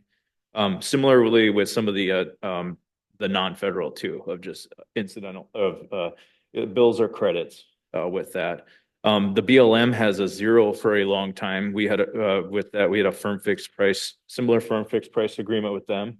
And when that expired, they paid the lump sum into the system, but they didn't have the burning. So there was now they're getting billed. You see in April 24th, they have a $24,000 bill on there, and they're back into quarterly billings too. So with our federal partners, we've been trying to find some efficiencies, but the efficiency, we're still working through a few of the mechanics yet on it. But yeah, that was a billing error that threw it out of whack. Great. Yeah, that's quite an anomaly there to see $118,000. Yeah, and I appreciate the patience with Rick and his folks on resolving that one. Thank you. Yep, great questions. For folks on the, I'll share this one because we did discuss that a little bit. And this information will get back out to the folks on the screen as well. Everything that's shared today with the presentations and whatnot. So as I mentioned, there's 5 employees in the smoke fund, 8 months of the manager position, 12 months of 3 forecasters and the field coordinator. So it just comes out to just over about $450,000. OPE, you add that in to that. That's the retirement, health insurance, all that other stuff that goes with having a person. It's about $717 a year. So with this, there's the COLA increase for 2023. There's another one for January. Some of the challenges you've seen in the expenditures as well is we facilitated, and this by state partners here will be able to empathize with me a little bit, is our workday systems. They changed over our payroll in state government over to a different system, and getting the coding on it. Sometimes the salary and the OPE didn't go to the same fund. So some of these corrections is what you're seeing with some of the dynamic numbers as well, with spikes in expenditures and such. So you'll see some of these in the expenditures just are kind of a little inconsistent with what you would expect for people who get paid the same every month. Tim, it shows the same expected COLA increases for the end of this year. So can we expect to see another 25% jump in costs? I would expect to see instead of our general projection of 3, I would expect to see a 7 on that. So not 25. Right. So we experienced that 25% cost increase over 6 years, 22 to 23, right? And the monthly cost average from 45,000 to 56. And as we just discussed, about 6.5% of that was due to the and then the increase of the fleet and fuel and the other things. So the 22 to 23, I believe that was when we hired the last manager position and refilled that. So that would have been that 8 months. That's also driving that. So it was a person and a full staffing there. So the 25% is between the monthly costs in 2018 all the way to 2023. I see. That was helpful. Yeah. Okay. I'm gonna, so with this, for the revenue updates, I want to make sure I hit all of Stacy's notes on this. So there was a canceled invoice that we shouldn't have billed for the Forest Service there. And that was us and ODF, BLM, and the Forest Service just trying to be more efficient with some firm fixed price contracting to help with some of the administrative work through that. some of the other revenues in there. So the department does have an agreement with ODA to assist with field burning forecasts. So that fills in some of the other revenues in the program. Those we've been looking at as well for what's it taken for staff time and commitments, making sure that we equalize those in reality as well, so that the folks who are doing the forest land burning aren't picking up all the extra costs that they're realized through there too. So we have, that one is currently 42,000 for 2024, and it goes up about 1,500 each year, but we're going to review that for the same increases. Us and ODF and DEQ also have a open burning support agreement as well, and that's about 35,000 for the biennium, so about 17,000 a year-ish, and that's following the same. So those are the other two agreements that we have with our partners for support beyond the burn fees. Outside of that, all the work that those 5 folks are doing is exclusively for this program. Tim, it also looks like, you know, the average total revenue was floating around 600,000 for a few years there, and then drops to about half that. Is that all attributed to the lack of the BLM burn fee revenue? No, actually, the BLM in that looking for that 80, they didn't burn actually. So the BLM's burning curtailed quite a bit, and that's why it took them so long. There was that 39,000 in 2020 took them forever to cash out, and we've been carrying that, and it took them all the way till 2024 to finally hit the end of it. So what happened was, and you'll see it in the annual report when Christina walks through that, is the acres and tonnage in general since 2020 has declined across the state. And, you know, trying to identify whether it's opportunity or weather or capacity or whatnot has been with all the headwinds in 2019 with the rule changes and opening up the intrusion definition to allow more smoke in the air, should have had the complete opposite effect of what it did. Mm-hmm. So that had definitely had with one of the working through the charts here, there is this chart here is actually the previous projections of the program for that, and what was projected previously was a fund balance in 2023 of 1.6 million. Mm-hmm. And that definitely has not been realized. Right. So a couple of the pieces that were just, the acres and the registrations and the accomplishments just didn't hit the mark. Right. So there's probably a combinatorial effect of those variables that you listed, but not so much driven just by opening the intrusion definition. Yeah, that one it should have had more opportunity, but there's external impacts to that other variables, weather. Yep.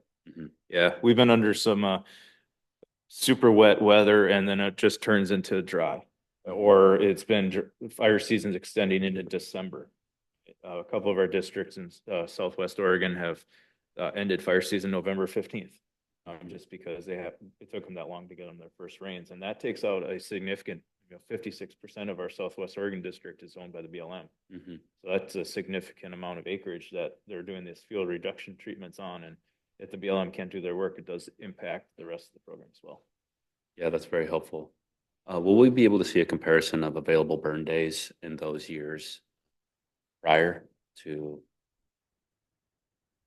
once you opened up the intrusion definition and did not see the expected result? Can we just get a comparison of available burn days to see if that played into it? Yes, we can see what we can pull to get something to that effect. It might not be available burn days as a direct, but it may be a days that burning happened, and see if that was a reduction between the two there. Mm-hmm. That might be the way we have to work it through our data system. Okay. Yep. Thank you. Yep. Just to kind of isolate that weather component. Yeah. Right? It's a great point.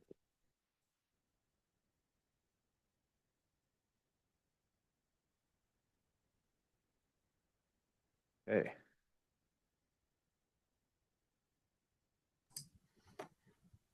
Tim, thank you for that. I think that we're past our break now, but I don't want to lose momentum here on this topic because certainly you set up a situation for us or made us aware of a situation that is where the program revenue is not going to be able to sustain the program, and it's going to go into deficit here in the near future unless some changes are made.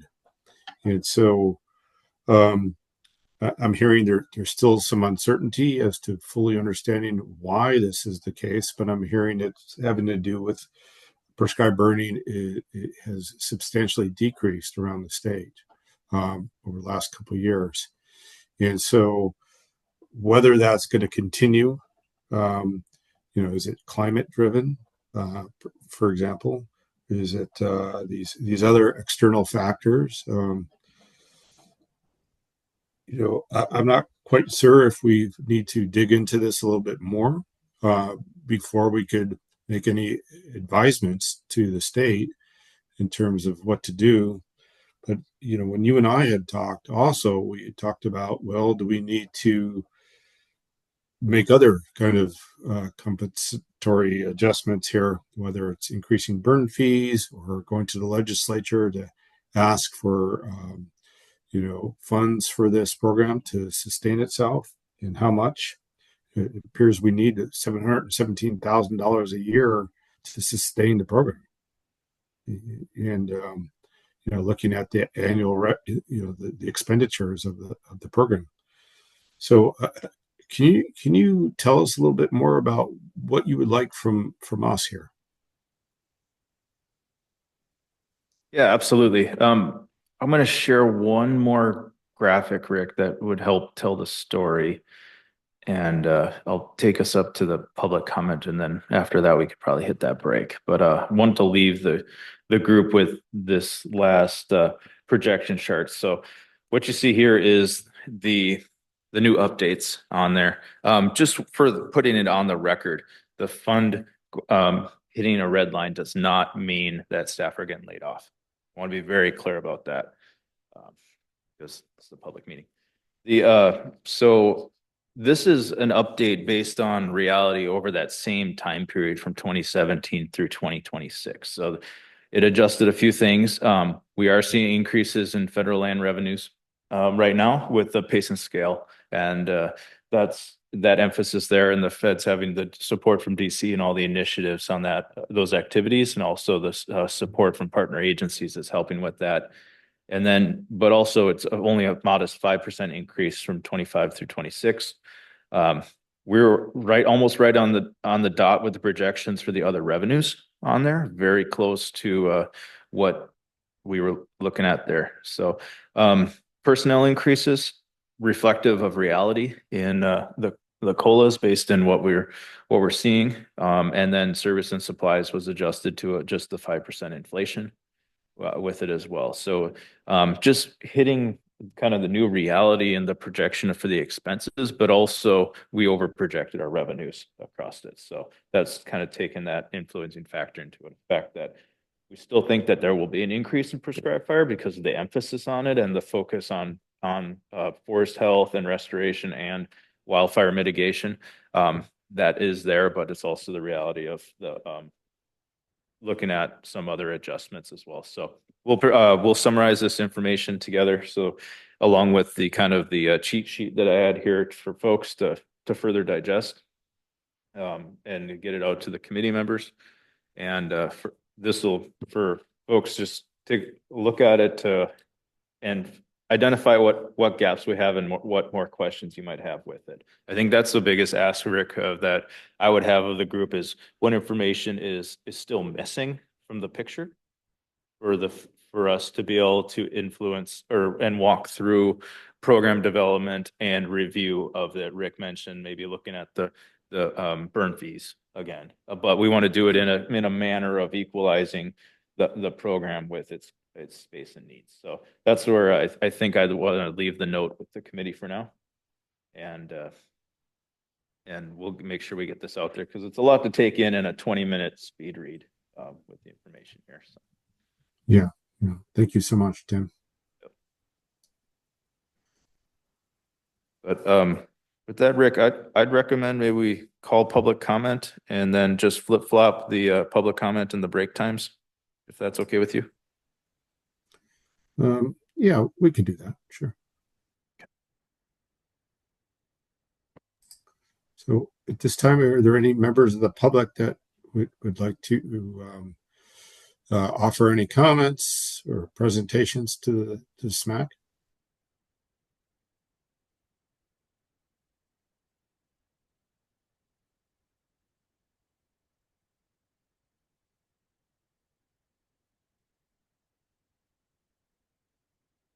I'm not seeing any in the chat or any hands raised, Rick.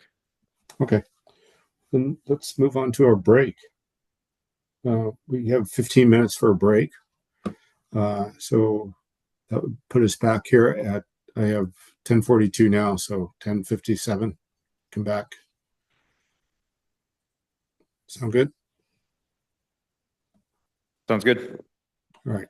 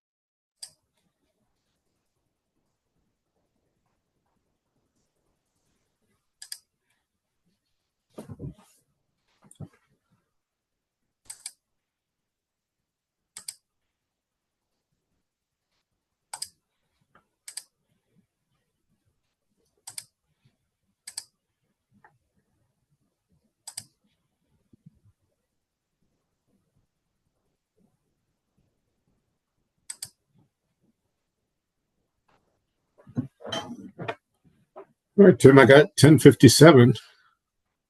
Sounds good. We're all ready for you. All right. So now we're moving on to let's see. We covered the smoke management. We're way ahead of our schedule, which is wonderful. Let's move on to the rulemaking process. You want to give an update to us, Tim? Yeah, so this is Ryan Miller again, and I'll kind of be talking through some of the rule stuff. I guess I can't call it all rulemaking, but we did some rule review things, and then we're going to be talking a little bit about, what does that mean? What are our steps going forward? So if you all remember or were aware of or participated in, we talked about doing the required rule review. And basically, the Secretary of State requires us to go back and make sure how are the rules effective? Are they doing what they're supposed to do? There's a series of questions that we have to answer and then submit that and kind of meet that requirement. So what I kind of did is, and then I conceptually kind of paralleled that. We talked about the statutory rule requirements for reviewing what's in statute or in rule. But we also talked about what does that mean for the program, and is that enough to really? There's a cat walking by. It's not black, so all right. So is that rule review enough to really inform and give the opportunity for you all to weigh in on where does the program go? Because not everything the program does is in rule. Not everything doesn't encompass the full body of work. So kind of with those two parallel tracks in mind, we did a rule survey or smoke management program survey. So that was out there. I want to talk about some of the highlights that I kind of just pulled out of the results and go over that and then talk about kind of the next steps. Any questions there? Comments? Okay, so that survey, like I said, was a combination of the required questions and also some more programmatic questions. I categorized them, and I am going to send this out. Initially, my first category here, I've got improved, enhanced, or changed. So what do we want to see happen? Overwhelmingly, the comments were more opportunities to burn. That seemed to be kind of the theme or the trend. Emphasis on alternatives, again, that implies that more opportunities to burn, maximize burn days, those kinds of things. Couple other comments in that what should be changed, what could be changed is maybe intrusions are not a good metric for overall as a health metric or a health concern. There's talking about highly kind of focused small burns versus larger scale burns. So those kind of comments came into the play, like what's the net, what's the larger net effect of a lot of small burns that are allowed versus larger scale stuff. But again, overall, I would say if I was to characterize the theme of the comments there, and you'll get all of these is more opportunities to burn. The next pot I gathered out of the responses was the fiscal impact. So that's one of those required questions: is what has been the fiscal impact, or what is the fiscal impact to users? And so, kind of a variety of answers there. I think I don't know if I can summarize that in any kind of theme. Costs are going up. One comment I thought was really insightful is, there's a lot of costs associated prior to burning. So the prep costs, whether it's piling or broadcast or whatever it is, and where's the certainty that they're going to be able to burn? And so that's, again, programmatic, not a rule necessarily, but potentially a programmatic adjustment that we want to look at. You might all want to look at.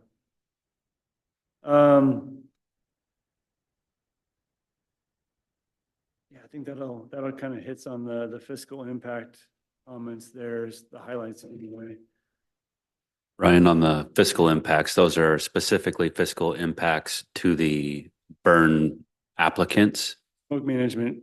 Yeah. Yes. Well, yeah. not to the program at large when you're talking about fiscal impacts.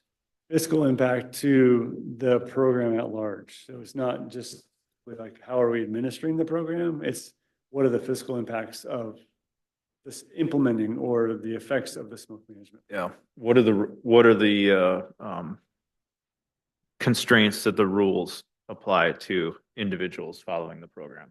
Mhm.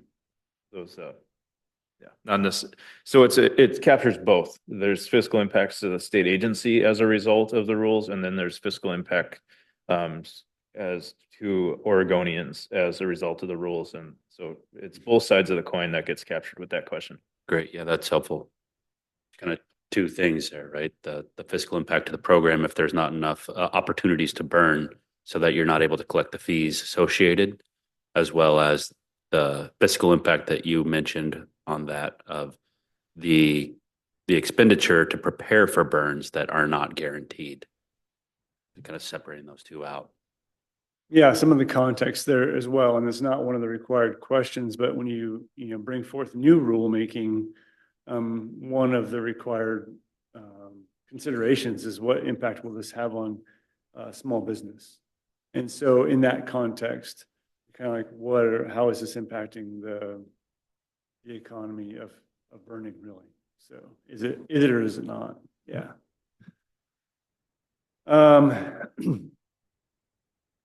So along those lines, the next kind of pot that I created was what are the negative impacts to businesses due to smoke, right? So that exact question. I think we all know anecdotally, like, the tourism and the other issues and shutdown of events and whatever else due to smoke. Really tough to measure that. But that was a comment of, public events. One comment was that we need to create better metrics to measure wildfire versus prescribed fire. So, and that's an ongoing theme beyond, I think, economic impacts, right? It's a bigger picture thing, but it can be kind of focused on the economic impact as well. So, and then I thought a really insightful one was, downstream effects. So is there any way to capture or identify the reduced effectiveness of reforestation when something isn't burned? In other words, so to back out of that reforestation comment, forest management or ecosystem management, what impacts are we having when we don't get things burned, if any? So good question there. Next kind of pot here is smoke mitigation efforts, and are they effective? Some really interesting questions. Some of them are pretty focused on specific maybe interactions, which is interesting. One, and I'll just call it out. There's one comment talking about ODF staff implementing the smoke management program may not be experienced enough to do so. And so great opportunity for ODF to kind of reflect and see, let's dig into that a little bit. Is it, real, perceived, or otherwise? And how do we mitigate that? There's a need to explore how do we maximize acreage and minimize smoke? Again, kind of, not rules specifically, but how do we manage the program to get more done along the themes of we heard earlier. One rulemaking comment, and it wasn't about rulemaking, but one I could see becoming a change in rules is providing no limit to the pile covering to reduce smoke. So we know there's limitations right now in rules. That was an allowance that was created not long ago, but somebody commented, how about we take away all the limitations of covering piles? So again, just something to consider there.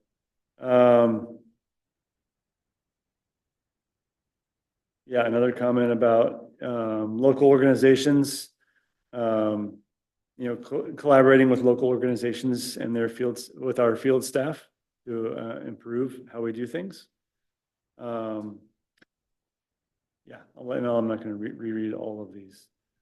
The next kind of bundle I wanted to talk about was how to improve the social license for smoke and prescribed fire.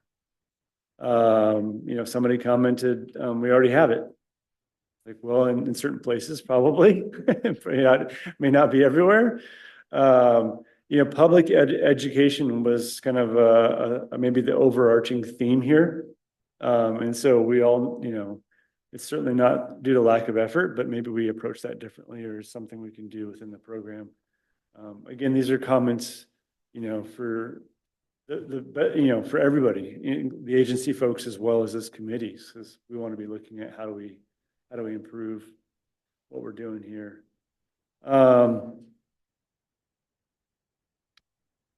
This is I thought it was an interesting one that might be something for ODF to reflect on. Was ODF, the comment was have ODF smoke management staff more visible in the community during events. So how do we become a bigger part of the solution? What's ODF's role in that? I thought that was pretty interesting. Continue with the CRPs. A social license for burning is already high. Utilize all forms of communication there. So nothing too surprising there. Next, what about new innovations for more successful burning? So, that programmatic look at what we're doing. Once again, increased ODF staff burning experience came up, which implies that there's been some challenges there with folks. And so it's something that we can reflect on. Going down, which I really appreciate, kind of the science pathway, or a little bit more technical pathway, is better understanding fuel moistures and how they affect burning. And so, we take that into account of, is it available to burn, or can we light? Is it a burn day or not? But even beyond that, maybe there's some programmatic opportunities to, create some BMPs around, fuel moisture modeling kind of stuff. So interesting there.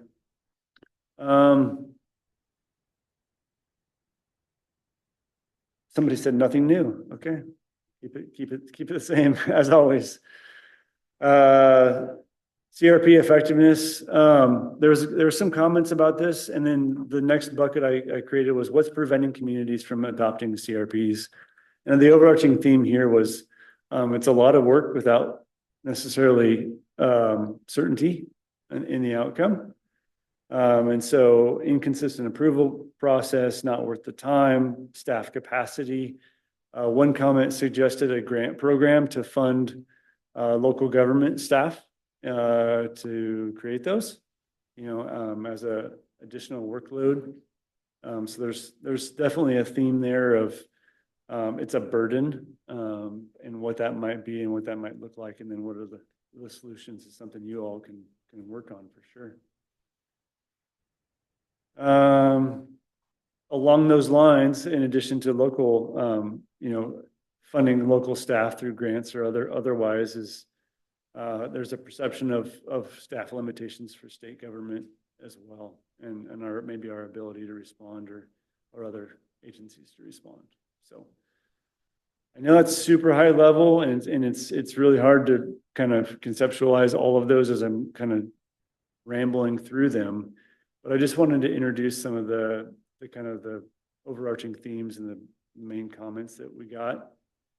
Not a huge amount of response. I think we had like maybe 20 respondents is all. As always, some are like really basic and some wrote, short chapters of books, which is really good. I think overall, there's opportunities to improve how the program works.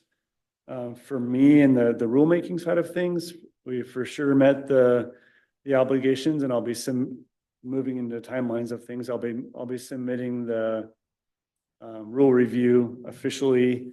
That has to be done by the end of the year, kind of deal for reporting for the beginning of next year. So this fall, we'll be getting that done and completed. That is completely independent of programmatic changes that you all suggest and recommend, and or additional rulemaking or rule changes that need to happen. Those are not tied to each other. And so, kind of the next steps, like what is this, what are we asking for? What are we introducing this for with you guys? Part of this process was meant that you all, look at the rules and review them and become familiar with them and start to have a dialogue and a conversation about what changes are needed, how do we get there, and how do those line up with programmatic changes at the non-rule level. So that's kind of the next steps. And I know I rambled through that and got done early, but I want to pause and see a couple of things. Does anybody have any comments on the survey responses or additional thoughts? And then any comments or questions on the rulemaking and kind of how that might proceed? Want to add some extra thoughts of kind of the why that this process is going. As Ryan mentioned, there's every 5 years we're required by the Secretary of State to review rule effectiveness, and that's what the survey prompted. There's a couple of questions there, and we took a good opportunity to add more to it for that. For the smoke management plan in general, statutorily, it's to be reviewed every 5 years by DEQ and ODF.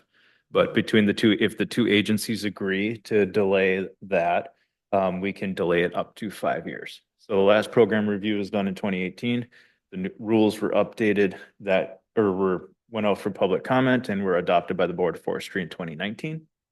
As I mentioned with COVID and some of the other effectiveness tests, we had some challenges getting there. So between ODF and DEQ, we did agree to utilize that extra 5 years to really get a good evaluative review of this. And this is part of that process of working or of getting the context from there. Also presenting some presenting some suggestions to the Smoke Management Advisory Committee here.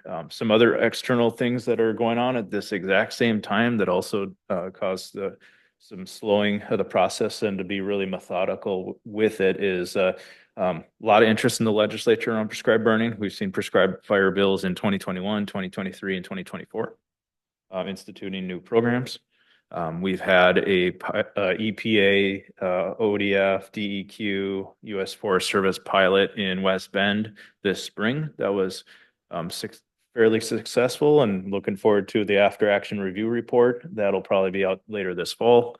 We have the governor's note or a budget note for sustainable funding for wildfire suppression and for mitigation work, and to find some sustainable funding for the programs implemented in 2021. And we also have a Wildfire Programs Advisory Council that is submitting a report to the legislature, and they have a mitigation subcommittee that we're talking to as well. So a lot of items coalescing together, and 3 of those feed directly into the legislative session for a long session this spring. So we're trying to gather information, prompt ideas, and get some structure around creating some understanding to have a dialogue to really hit the ground running after long session. And I'm saying that, and I think I just stole Ryan's thunder on next steps there. But that's kind of some of the context of why are we talking now about these things? Why are we talking kind of to folks and getting kind of ideas and general thoughts on the process, but it's to be thoughtful in pulling them all together. Last time there was, I believe, 25 to 30 folks on this rule review, which is a lot.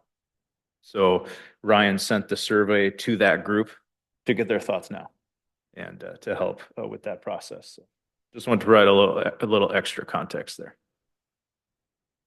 So I think there are some reasons why we haven't gathered quite as much data as we'd like after we spent all that effort in, 2019, to really kind of, dramatically change the rules a bit. And I don't know, to say we need a little more time. Some people, well, what do you mean you need more time?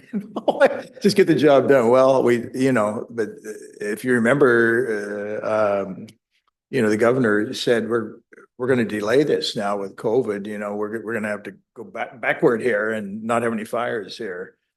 too much because people have desperate problems with COVID and stuff. So there were some kind of unique things going on there that didn't let us get out of the chute quickly, to gather data. So one of the things that caught me with the survey results is someone's saying that we need to be able to take the restrictions off of using polyethylene covering.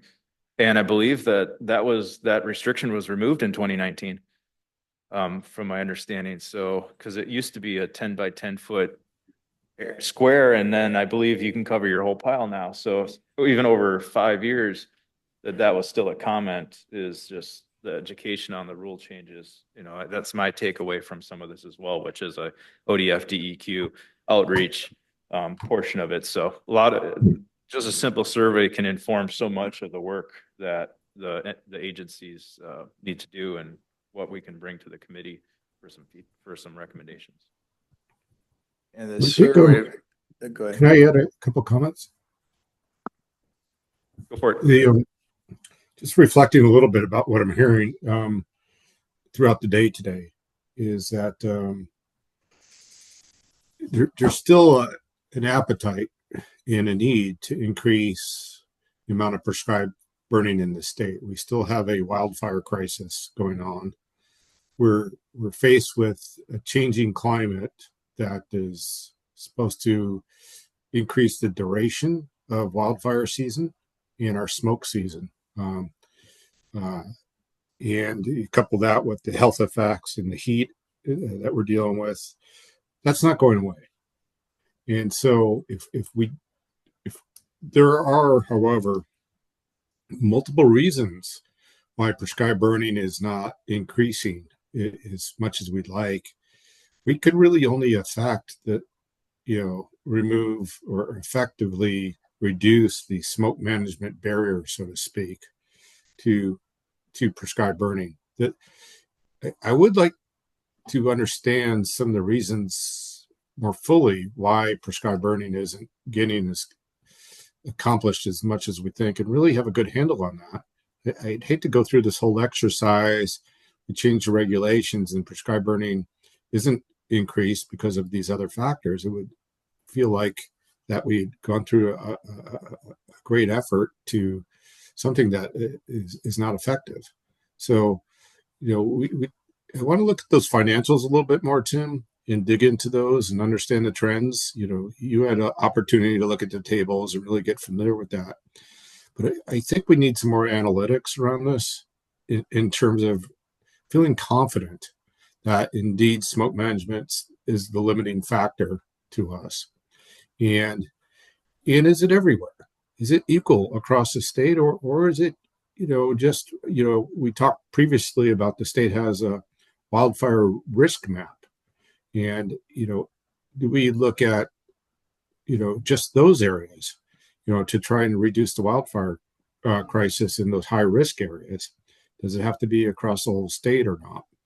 And then how do we protect public health? And I'm looking forward to hearing this conversation, lessons learned from the West Bend pilot, but it's just one pilot too.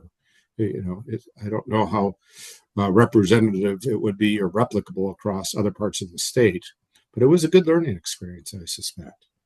But if we do engage in a revision here, having gone through some previous revisions, that it's a lot of effort. We go around the state. We have lots of meetings. We have committee meetings and then subgroup meetings, and we really try to listen to what the needs are around the state. Ryan, I really appreciate what you presented here in your survey effort. That does give us a sense. And so if we can give relief to this wildfire risk issue, I'd like to know about that. But I don't have a sense does industrial or non-industrial burning also need relief? Those are two avenues that aren't getting highlighted as much. And then, and then also the public. What is the public really looking for here, and how does that differ around the state?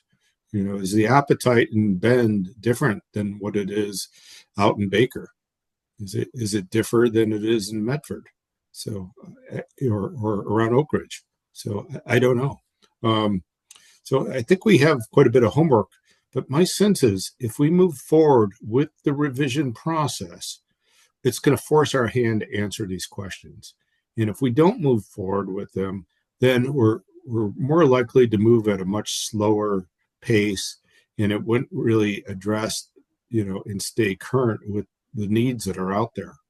So I'm leaning towards an interest in going through some rule revisions to help us force our hand a little bit and get some of the answers to these questions and see if we could continue to make some improvements to the program. Thank you. Rick, can I ask you to clarify? You talked about wildfire relief. I didn't quite. That's a new term for me. What did you mean by that? It meant trying to reduce the risk from catastrophic wildfires, particularly when they burn into communities, is, I think, foremost on people's mind. 2020 was a helpful reminder to us of what that could do. The statewide trauma. Yeah. Yeah.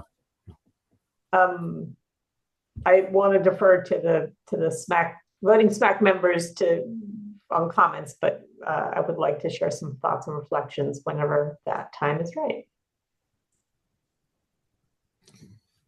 I think I just wanted to get some clarification for these rulemaking updates. So the last time it was updated was 2019, and then it's usually on a 5-year cycle.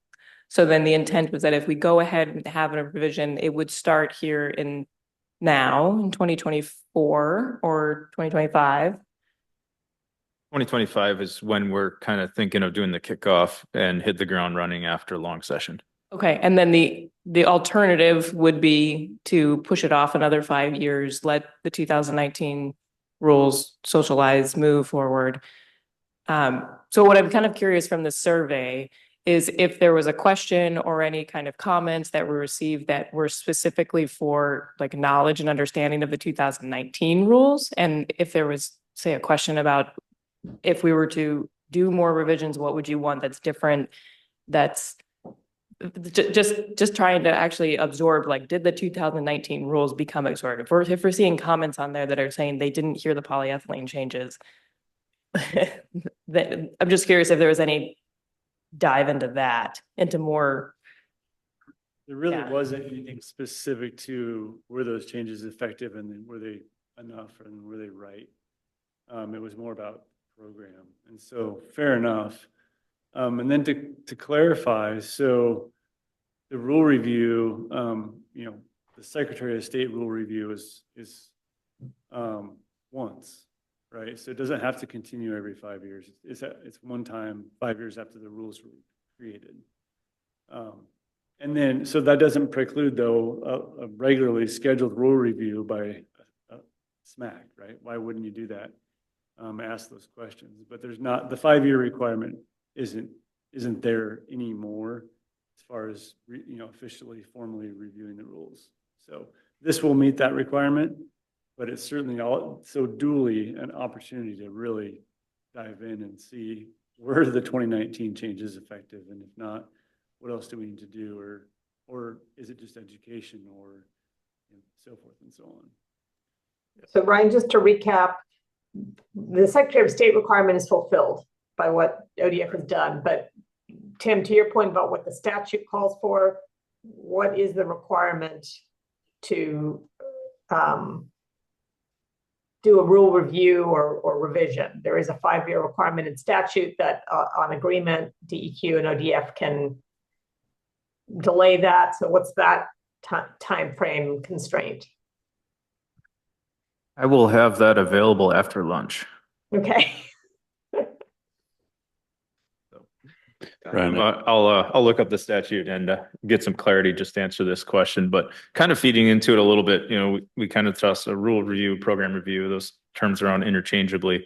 And Rick, I think, had a very fundamental question of why is more burning not being accomplished, which is going to feed directly into this. And I know Christina's got an awesome chart in the annual report that I know a lot of folks in the room have paged through that pretty much tells the story of that we did not have the effects we were looking for. But so I wrote down a couple notes just to add some scope to what program review may entail. So rules, the program, the directive, public perception, ID, any statutory changes that may need to be identified, what information is needed for the public, for agencies, for implementers, for the federal partners, and for the forecasters, and then training on all that, all of the above. You know, those are kind of the things that if you do a program review, it's the program that's reviewed. So the scope, you know, there's more to it than just the rules that are on the Secretary of State's website. It's all the pieces. And what Ryan's survey helps us do is really feed into all the other aspects of it. One comment on there could feed into 4 or 5 of those buckets there. So what we'd like to do with this is get the committee prepared to really dive into these and with Rick, with your question of what's not happening, maybe through all those aspects, we can look at it through each topic through that lens of, is this something of causing why more burning's not happening? Is it an information issue? Is it a public perception issue? Is it a legal issue? You know, those types of things. So that's our work, kind of our charge as state or the agencies here between DEQ and ODF in particular with it, and with Gabriella's help and OHA, and also the EPA portions of it, of, you know, making sure that we're on the right track there, because this is a segment of the Clean Air Act. So all these lenses compile with each other, but we want to, the comments today, that's kind of how we're looking at them, breaking down what we're hearing from you all into the next steps in the process. So appreciate all your candid comments on where you want to go. Great. I want to take a minute to thank Ryan for that survey and the synthesis of the results. I think that's really informative. And the 2 takeaways that I have are, there is an appetite for increased opportunity to burn. And from our perspective, a prescribed burn looks more like slash management, right? It's less often what a prescribed burn might look like in like the West Bend project. The other takeaway is that there's a clear need for that education and outreach component to get everybody up to speed, to Leslie's point about what already has been done.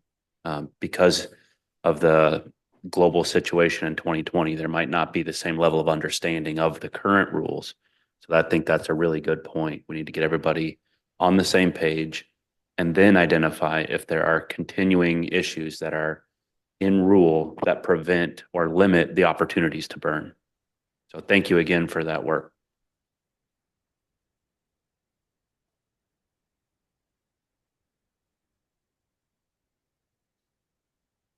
Yeah, who's up there? Gabrielle?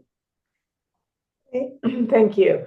So I wanted to lift up that something Rick was pointing out, which is very true, is that the rulemaking ends up being a prompt for conversations and for the agencies to have to explain to their policymakers. So to go before the Board of Forestry, go before the Environmental Quality Commission, and just because there has been so much turnover all around the table, you know, from OHA's perspective, this was really the forging of a partnership among our 3 agencies, where we were asked by DEQ and ODF to come to those tables with them together to speak to public health. And it was some reflection that OHA had to do, because we're talking about putting more smoke out into communities, and, you know, no smoke is good smoke. But there's the reality that prescribed burn smoke, you can prepare for that. If you make the investment to help communities prepare for it, then you are, you know, over time going to reduce far worse health impacts. And so OHA signed on, sent a letter of support, and also sat down with our colleagues. You know, at that time it was Doug Graff and Michael Orman and myself before the Board of Forestry, before the Environmental Quality Commission. And from our perspective, the biggest change was easing the no intrusion standard for approving prescribed burns. And so that was relaxed. And so going, you know, it certainly is always good to you know, check in on what you know, how implementation is going, and are further changes needed. And I'm not tracking well the degree to which we can say that those changes have or haven't worked, and what the need is for any further changes.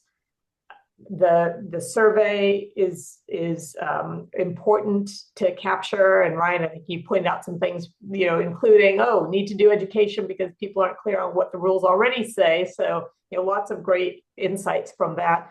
But you commented on it was a relatively small number of folks, and a lot of folks who might be impacted by expanded burning. This is not their world. They don't know to weigh in on on this stuff. Right. So, and small businesses, that are impacted by smoke. And again, Ryan, you referred to that. So I think it's an important learning tool, and it satisfied Secretary of State requirement. But I'm interested in the point that Rick made about needing that analysis to understand what are the barriers, and having that inform, whether changes are needed right now, or whether there needs to be some attention to those barriers. I mean, maybe it will require rule change, but we are seeing a worse smoke environment for people in Oregon. Prescribed burning is an important tool, but it has to go hand in hand with investments and partnerships at the local level between the burn community and, in our case, public health, and all the other usual folks to carry those out in a way that helps protect people from possible impacts. So I just wanted to give a little bit of kind of history from the last round, and also I would defer to EPA and DEQ that sometimes there's these references to the NACs, exceeding the NACs, but the NACs, from my understanding, it's an annual standard, right? So these individual events that might go over the NACs level is informative to know, but I'm not thinking that that's a constraint. So I just thought it might be helpful if folks who are more knowledgeable than me on that point could clarify that. So anyway, a few thoughts, but we are ready to sit down again and have these conversations, and the landscape has continued to change. And in certain ways for the better. There are a whole bunch of communities that have community response plans. If they need to, more support or more engagement to be implemented more effectively, that's also good. I'm assuming, Jennifer, Horton, you'd agree from DEQ's point of view, but there's also, one regulatory change that I think about. There's a lot of communities that don't fall within the smoke sensitive receptor area list. And if we're talking about really expanding the pace and scale of prescribed smoke, that means a lot more communities maybe need to be on that list, depending on where the target areas are. So just a few thoughts from the public health perspective from the past and currently.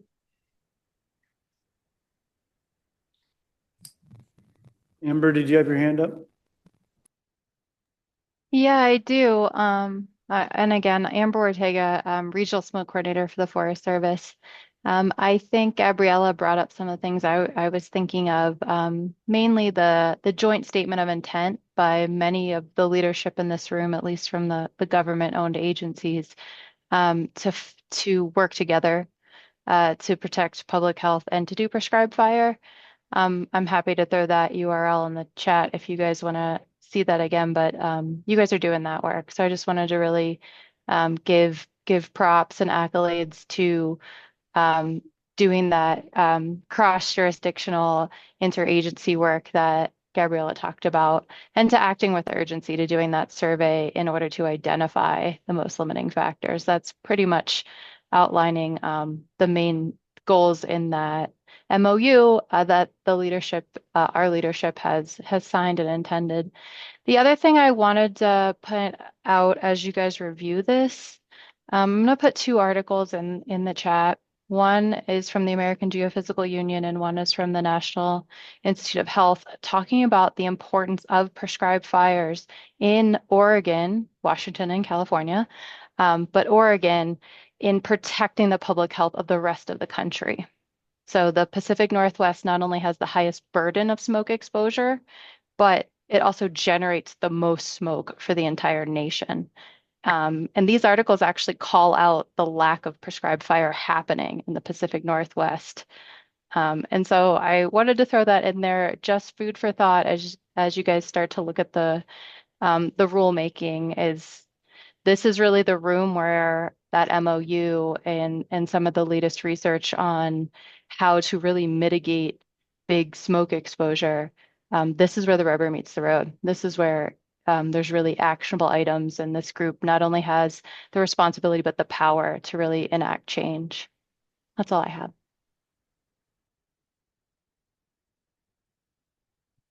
Amber, thank you for that. We'll make sure that those links are provided to those of us here in the room that don't have access to the chat. That sounds like some really interesting articles there. Yeah, Jennifer.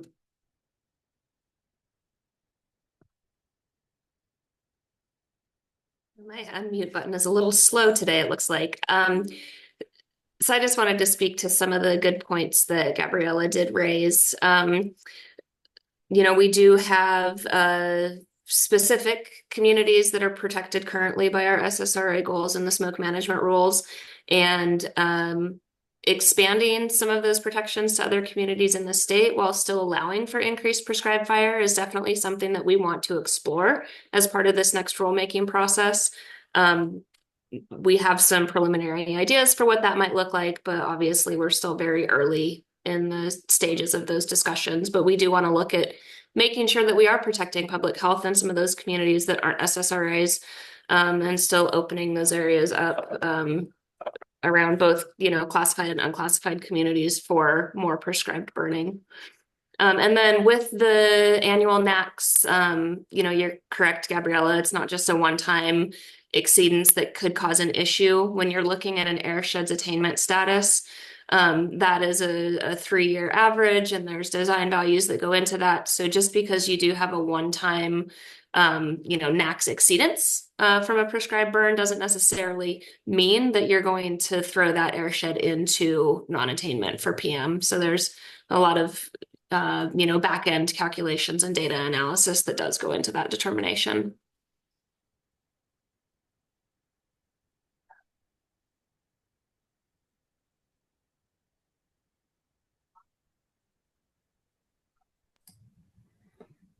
Thanks, Jennifer. Has comments? I was just going to say, I think we've talked about this before, Gabriella, that to the extent that you can show statistics that say emergency room, people coming into the emergency room during a prescribed burn are helpful. If you say, well, they're up 50%, for prescribed burning over a period of time. I don't know if those statistics are available, but I'm very happy that you and Carol had some diagrams here, showing us this morning, because that gives a lot of weight then, to people having an issue, with a respiratory issue. And if it can be quantified in any way, that I think it makes us smarter, and we make good decisions moving forward. Well, funny you should ask. When we have the West Bend discussion, I have a chart for you. So we'll walk through some data that we were able to look at from emergency department visits during the West Bend burn, and you will have to have me as your guide with hopefully very strong, robust notes that Carol left for me, because Carol has an unfortunate rendezvous with a dentist over a unhappy crown. So I'm going to be flying solo later.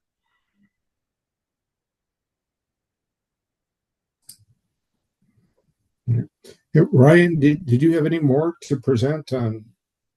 I don't. No? Okay. All right.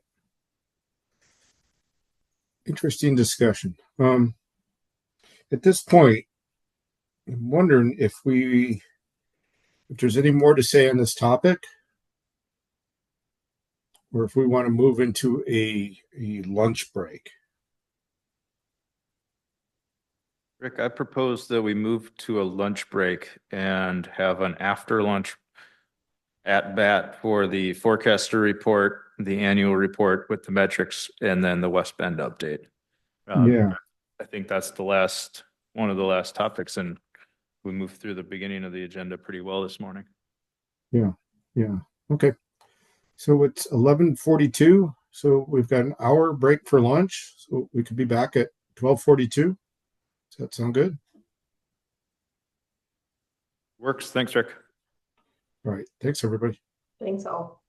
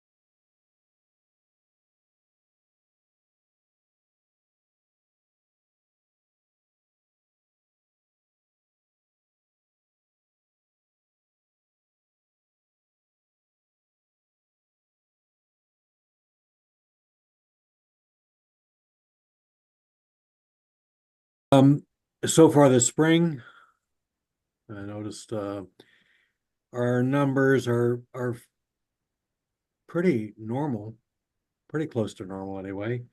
One thing I didn't know this. Average for the 10 years spring burning only results in 15% of the annual acreage and tonnage. I didn't know that we were doing so much more in the fall. I'm not sure if that makes me feel good about going into fall or not. Anyway, that's what we were doing for the spring. Still about average.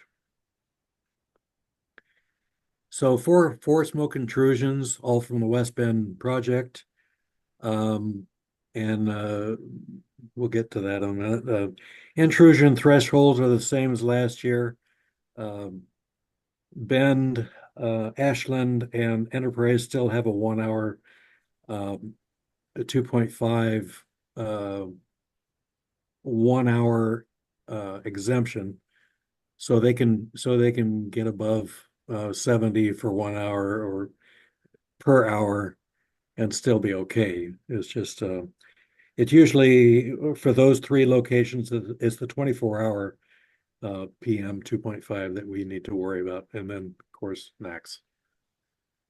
We did get 17 smoke incidents, and I'll have those listed in the next pages, but I'll talk about those in a minute. So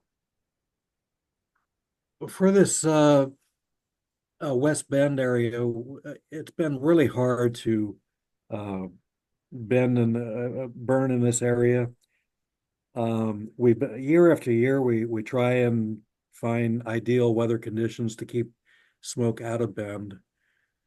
And we can do that for the initial smoke, but almost every single night, the smoke is going to smolder. The unit is going to smolder and the smoke is going to drain down the river valley and into town. And we just never have been able to find a way to prevent this. So Forest Service, ODF, and EPA and DQ came together and decided to try this and see if it could be done. And there were four burns done in late May, and they worked out pretty well. This video I've wanted to show you is from the May 20th event. I need to move this up a little bit, so can't move it up. Okay. Anyway, smoke is you can see Bend. This is US Highway 97 and Bend in the distance. Smoke is, we're looking northwest here, and smoke is going toward the southwest and away from town. And this is 12 p.m. And it's doing really well, lifting up nicely. They did get just an incident level smoke into Bend at this, I think at 2 o'clock, right about here. But they avoided intrusion during the daytime. And then the burn was done and still smoke, but smoke is still going off away from town, and it did this all the way towards sunset and past sunset also. So I want to fast forward.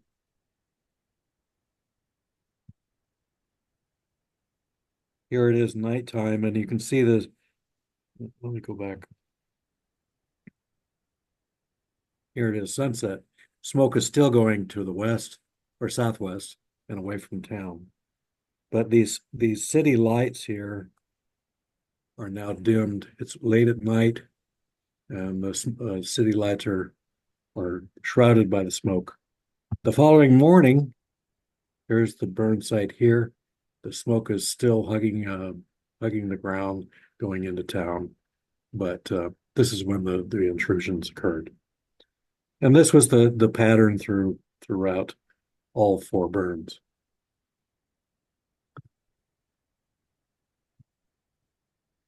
So these are the 4 burns that I have summarized here. On the left side, we have the 14th, 15th, 20th, and the 29th, and the acres and tons burned in the black.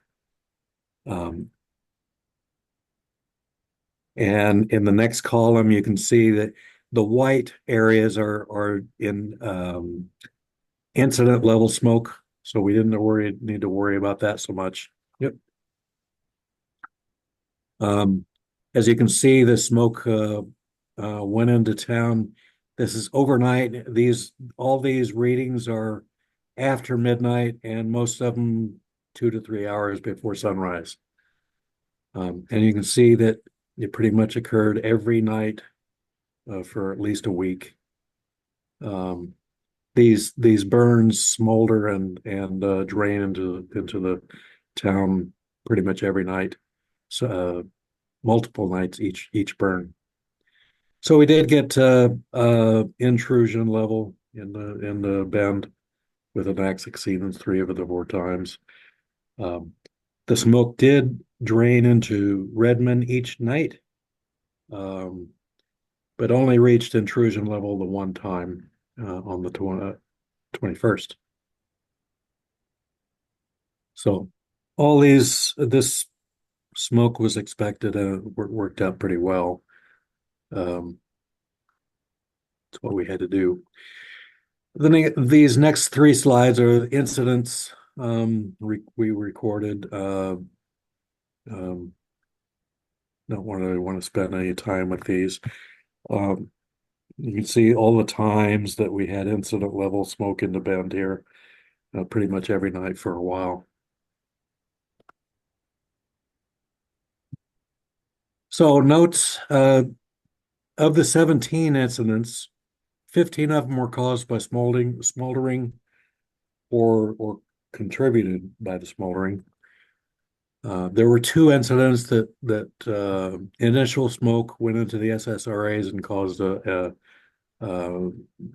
incident. Just one from the West Bend that was on the 20th, and another one near Burns that went across the north part.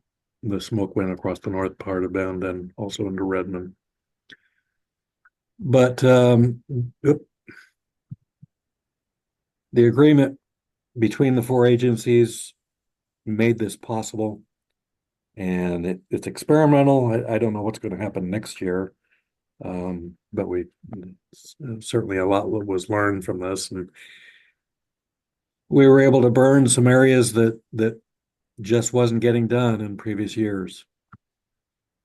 Still, knowing the cause of these intrusions, we still had to do the intrusion reports, and those were very time consuming and done by mainly Pete and Sherry.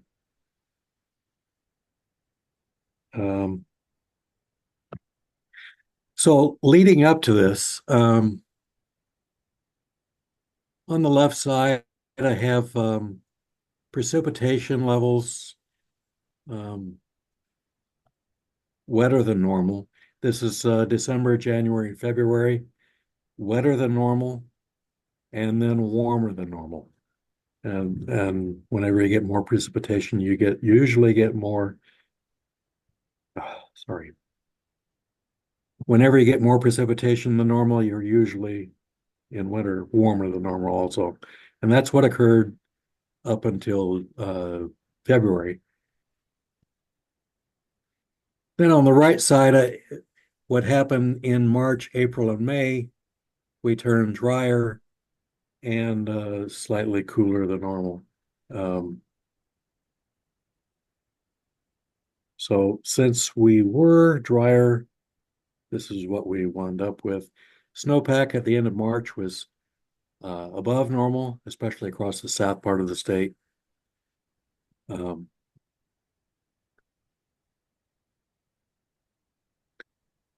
Even so, soil moisture by July 1st became below normal again. And snowpack was gone, almost gone. And that led into here I have drought status for last year in July. We still had severe drought in some areas, but overall very, very dry. Here, for July 9th, we're still some areas of moderate drought, but we're better than last year. The week before July 9th, there were no brown areas. We were just abnormally dry, but we're headed toward slightly more drought here. And since we're going to continue probably with warm summer, this might be these moderate drought areas might grow. So some notes. We are able to do more burning near us SRAs, especially Bend, Oak Ridge, and Ashland. And we don't need to worry too much about getting some smoke in there. We're just careful about not very much. We were able to, for the first time this winter, we were able to write weather forecasts statewide all the way through the winter, and that's we've never done that before. And of course, individual decisions were done through calls. About our smoke model, the model is more dependable now, out to 3 or 4 days, and even out to 5 days. I usually find it pretty good. So we're able to write a forecast on Friday, have instructions included for the following Monday, and still have pretty good confidence that the forecast is good. And that frees up, since we have no weekend forecaster, we're able to have more support for Mondays and Fridays, which are usually our busiest days. And the field has been positive about it. So down other notes, smoke model instructions assume a clean air mass. So if we have inversions or wood stoves causing low air quality ongoing, then we have to be more careful about permitting more burning. But as always. So that's all I have. Unless you have any questions or thoughts.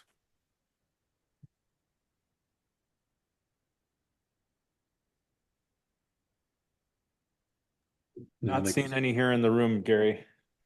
Okay. So I guess Christina, you're up. Yeah, I believe Tim's gonna run the slideshow for me. Is that still correct? I need to not share, right? Mhm. There we go.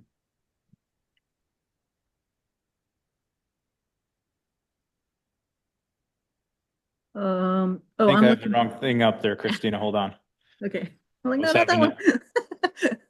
I was having computer issues for a second that you guys may not have seen, but the folks in the room have definitely seen. Okay. Well, I mean, I can roll it from here too if it be's a turd bird. That might be yeah, let's go with you running it. Okay, let me open this up. Share.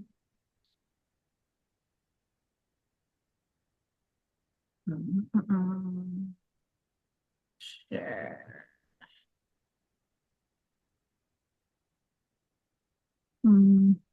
I don't think that's what I want. Maybe. Let me try something else. I don't think that's a screen I wanted to share. Stop. Share. There we go. Can you guys see? Yeah, we can see that. Is it the PowerPoint or just my Zoom? Well, we can see the PowerPoint. It's not in presentation view, but we can see the Okay. slide. Okay. Let me get this large. Go back to slideshow from beginning. Okay, now I think I got it. Ah, I see what's happening. Okay, so as I said in the beginning, my name is Christina Clemens. I'm Smoke Management Field Coordinator for ODF. We are just gonna kind of go over the spring burning campaign and the auditing, and that's what I do. I do the audits to see if our fuel loading reporting is accurate, so we have a good idea of how much smoke's emissions are getting put into the air. And so for the spring, we did 33 burn day and pre-burn day audits completed. And that's just the spring. And it wasn't until yesterday, I have no idea how I did this, but I realized that that is literally, that's as many audits I do for an entire year. And I still have the fall. So we got a lot. It's going to be good. But again, it's heavy focused on the West Bend project. That's why we have so many this year. Because, we're spending a lot of time out there. Really excited to make this program work, this pilot program work. So put in a lot of effort into that. But it came with a cost. I put a picture here. That's my boot, and there's a lighter that's burnt. It's like, and that's definitely what I felt like, just burning the candle at both ends. It literally was twice the workload of normal operations. I missed the survey part, but it's not something I could sustain, like continue to do that. But I know up initially, just trying to gather the information, and because it's experimental and we're trying to learn, I think we can continue doing these projects. I don't think I'd have to be probably as engaged as we were this year with that. But anyways, it was a good rock and roll time, tell you what. So, all right. So for the pre-burn ownership, now when I do audits, they're randomly selected for the most part. But again, this year, because of the West Bend, it was heavy focus on that West Bend project. But generally, I do audits that are done for areas that are showing any kind of a trend that warrants investigation. Like if I'm seeing an area, like we're seeing the drought showing up in the Central Oregon area. So, it was good to go and see if there are any harbingers of what our fire season was going to be like, and seeing what those what the behavior, what the prescribed fire was burning, what it was doing, that kind of stuff. Any areas with unique burns, West Bend obviously was a unique burn. Areas showing abnormal fuel moistures, areas showing abnormal weather patterns. So that's kind of how I generally pick it. I try to get the entire state. The spring was loaded one way, but it will, I have the fall to kind of make up for some of those other areas. And you can see that basically the Forest Service for the spring was about 53% of our burn ownerships. Again, that was probably biased because of our West Bend project. But this year we also got a lot of private burns in, and that again was because Sisters was doing agreements with landowners and getting cross-boundary burns. So that was actually really cool. 12% ODF, and then others. The other could be like Fish and Wildlife, and the Nature Conservancy. They're just different burns. And in 2024, 2024, oh, wait a minute, hold on, let me check something here. Oh, this is pre-burns. Thank you. That's pre-burn audits. That's why it's so heavy on the West Bend, because I was going in and getting those fuel loadings before ignitions.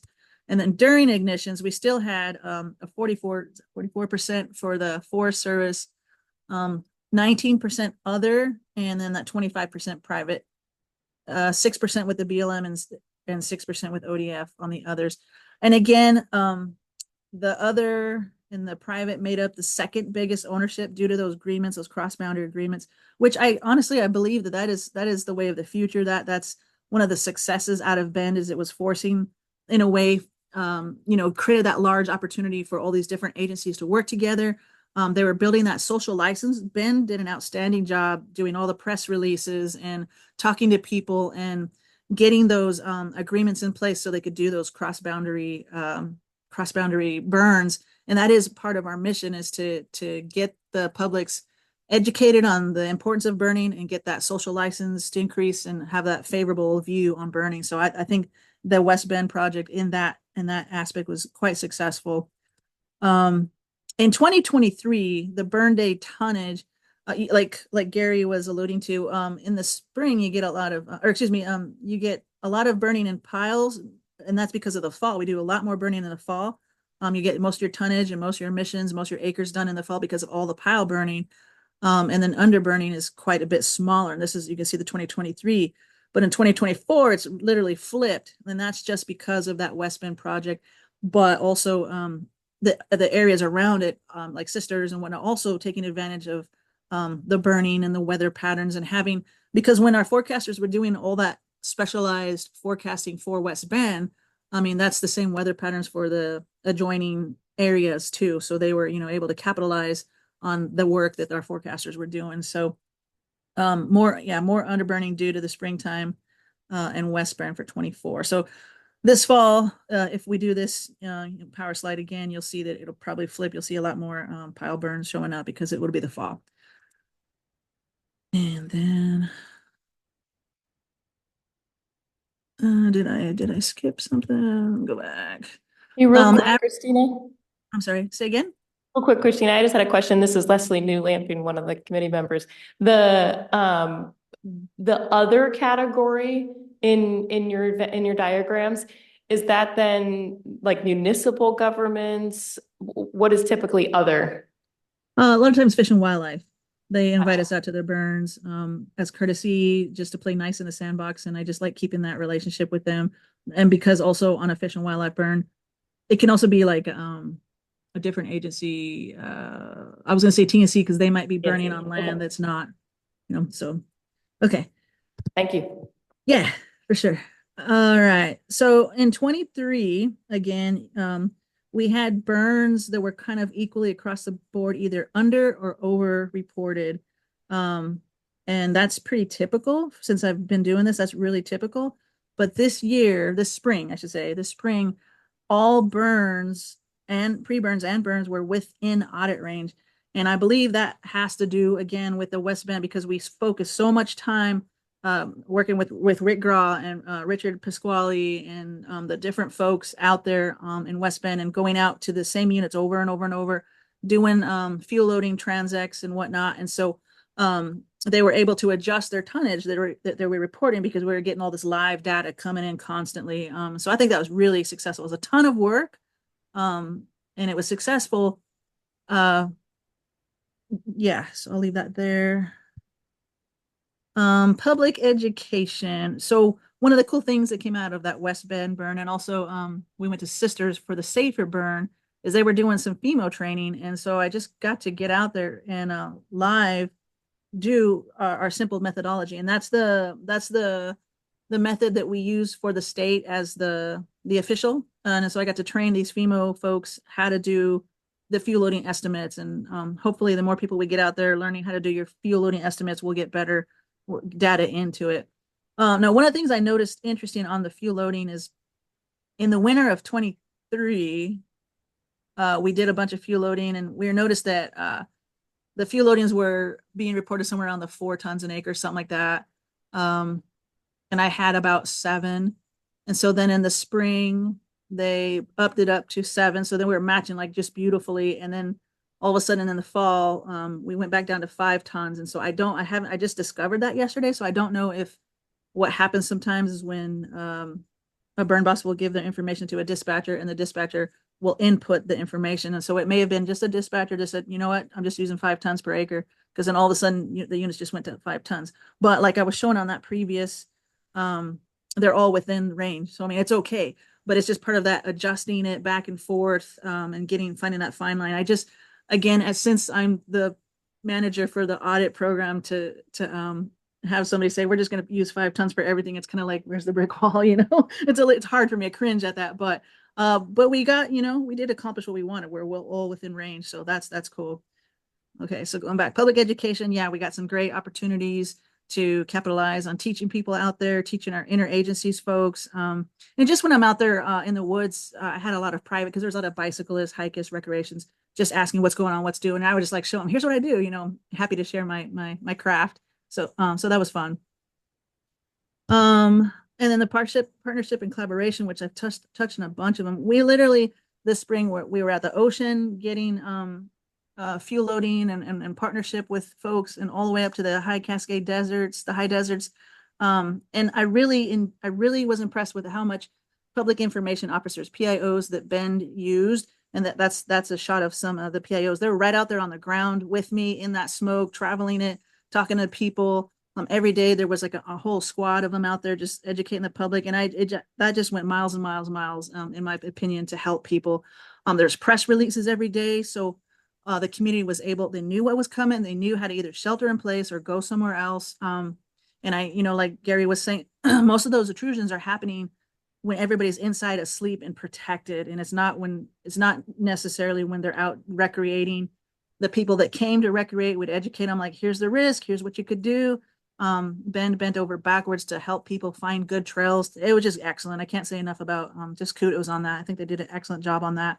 And I think that has to do with all of our agencies, OHA and DEQ and EPA is just saying we have to give the people the opportunity to protect themselves. And I think we nailed it. I mean, that's from my perspective. Again, talking on people, the social license just seemed like it was up, through the roof. It was good. So I'm super happy about that. So yeah, great collaboration and partnership. And then again, like we had all these folks in play. Deep analysis. We also took as ODF internally, we were looking for opportunities to find more effectiveness. And we, while I was on scene on a lot of the burns, we were trying to use myself to gather the initial data for any impacts or intrusions of smoke. And so it was cool to have the pictures, like the live, like, here's what happened. I know that there was another burn over here. And that was super helpful, but I couldn't be there for the whole campaign, but we did try some different things to be more effective on that project. Anyways, I think it was a win, and I think that's pretty much all I got, unless anybody's got any questions. I will stop sharing. Maybe. Okay, I see a hand. Gabriella? Yeah, that was a great report, Christina. Thank you. I think we're going to learn a lot from the West Bend. Certainly the overnight, like 3 a.m. impacts, and I'll be talking to that in a minute, are it's great that most people are indoors. We're going to be learning through the purple air monitors, and I think Jennifer's going to speak to that more.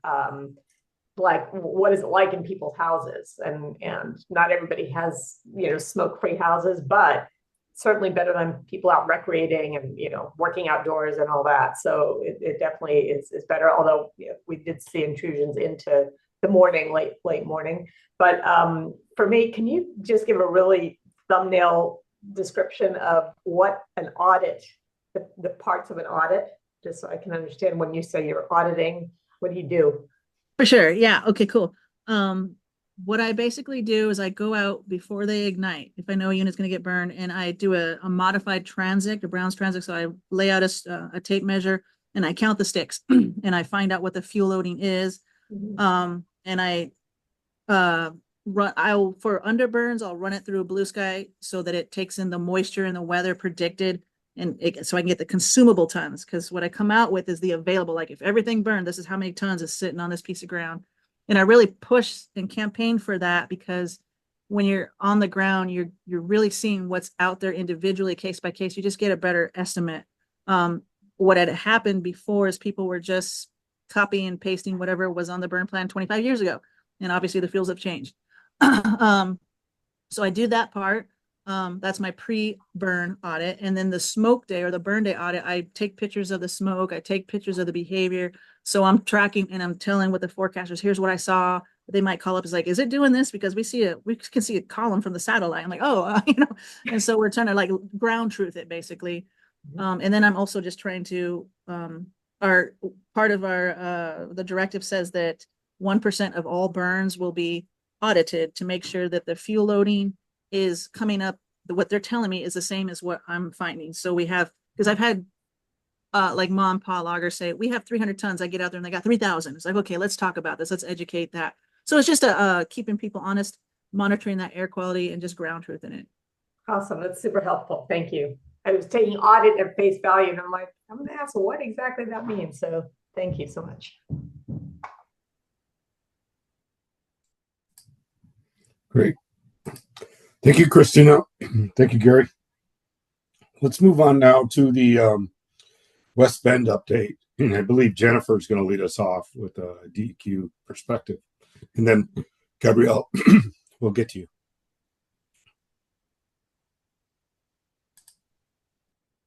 All right, so good afternoon again. My name is Jennifer Horton. I'm an air quality planner with the Department of Environmental Quality. Some of these slides I'll go through a little bit quicker because we've already seen an overview from Gary and Christina. But, just a reminder, the West Bend pilot was part of an initiative to increase the pace and scale of prescribed burning. West Bend in particular was targeted because there was a lot of burning that needed to be done right outside of the community to both increase forest health and to decrease wildfire risk. It's a community, like Gary mentioned, that historically has some issues with smoke transport back into the Bend area overnight. And so we wanted to see what we could do to both study and potentially mitigate that risk. So the pilot included increased air quality monitoring. So we did place some additional monitors throughout the valley, as well as the University of Oregon partnered on the pilot, and they placed purple air monitors in homes through a voluntary outreach that they did, where folks could sign up to get a purple air monitor in their home. There was increased public communication, so education and outreach around the burns, just to make sure that the community did know what was happening. And then we had quite a bit of increased smoke forecasting for those burns beyond the typical forecasting that ODF provides. This is just an overview of the burn units that were focused on during the project. The burns were accomplished in the welcome station, so kind of that northwest corner of the little cutout map here. Big Eddy, which is more to the southeast, and Tiddlywinks, which is southwest of that graphic. There were just over 1,400 acres that were accomplished during the pilot compared to a typical season of around 300 acres. So, just looking at it purely from an acreage accomplishment perspective, it was definitely a success this year. So talking about some of the smoke forecasting that we've done, there were forecasts that were produced by a team from DEQ and the Forest Service. We used 4 different models to look at overnight smoke transport in particular, because we have had some challenges with that in the past. So we used AirScreen, V-Smoke, High Split, and PB Piedmont, with PB Piedmont being the model that we were using for overnight smoke. You can see the screenshot on the right is from PB Piedmont, and this is, it does a time lapse, so those dots showing smoke dispersion, move as you go through the time series in the model. So this is just a screenshot from overnight predictions for dispersion for the May 15th burn. And then on the left, the blue sky model prediction for the burn on the 14th. This is a screenshot of the highest hourly concentration that was predicted by Blue Sky. So those are just a couple of the models that we were looking at and some of the graphics that we were providing out to the team to communicate to them what we were expecting for dispersion and for concentrations. This is a smoke observation photo that was provided by the Deschutes National Forest. So this was from the May 15th burn in one of the welcome station units. And you can see they had a nice big column that was blowing up away from Bend at this point in the day. I believe this photo was from about 2 or 3 o'clock in the afternoon. And then looking at the, monitoring what we were actually seeing in our monitors, this is from the Bend pump station. It's from May 14th through May 16th. So you can see those spikes on the 15th and on the 16th in the overnight hours. That is pretty typical for what we saw for each of the events, each of the burns, where we would have a spike during the overnight hours. And then it would clear out early to mid-morning. So the maximum concentration on the 15th was 618 micrograms per meter cubed. So it's the pretty high concentration. When Gary was talking about the intrusions, we are looking at a 24-hour average. So you get a level like that, both the buildup and then air clearing back out over the course of a few hours. And that 24-hour average is going to bump up above your intrusion level, regardless of if you're going to have, good air quality in the 14 to 20 microgram range on either side of that. The maximum on the 16th was 433.6 micrograms, and that was at 2 a.m. On the 15th, it was 4 a.m. So those maximums were happening in the early morning hours. And then throughout the pilot, the May 30th burn was the highest concentration that we saw on this monitor at 623.2 micrograms per meter cubed at 4 a.m. All of the prescribed burn events did see air quality return to good at or before 9 a.m. So we unfortunately were still catching some of those early morning recreation hours, some of the early morning work hours where folks are trying to get in and, get their walk in or their run in or, bike, whatever before work. And those times when we still have, kids being transported to school and folks headed out for work in the day.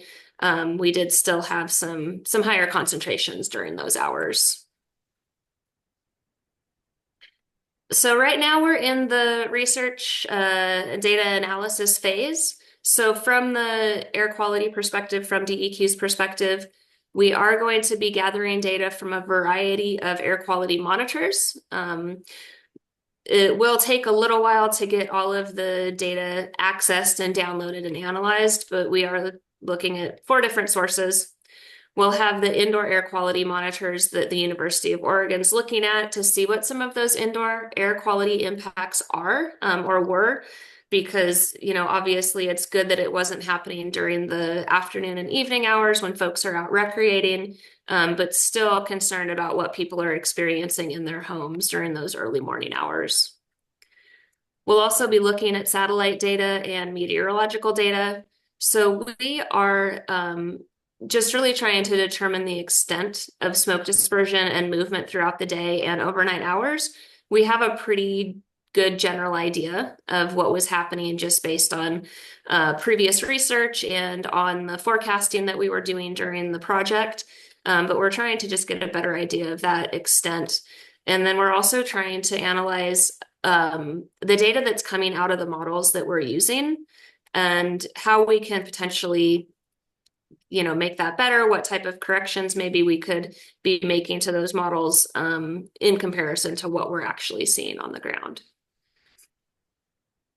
So if there's any questions, like I said, that was an overview from the air quality and DEQ perspective of the project. I know Carol has some slides to share, or Gabriella, from somebody sharing OHA slides. We got a lot of really good public health information as well that they did look at and that will continue to be looked at now that the pilot is complete.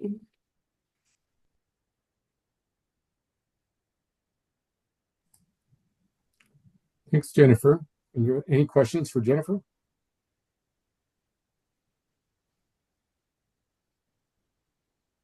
Not seeing any in the room here. Okay, hearing none, let's move on to Gabriella. I think you have some slides to show. Yeah, just one, because actually we are waiting on data to be able to paint a fuller picture. Let me turn that into, and I haven't done this on Zoom either. Let me see how you're saying the whole thing, not the, let me go to slideshow mode.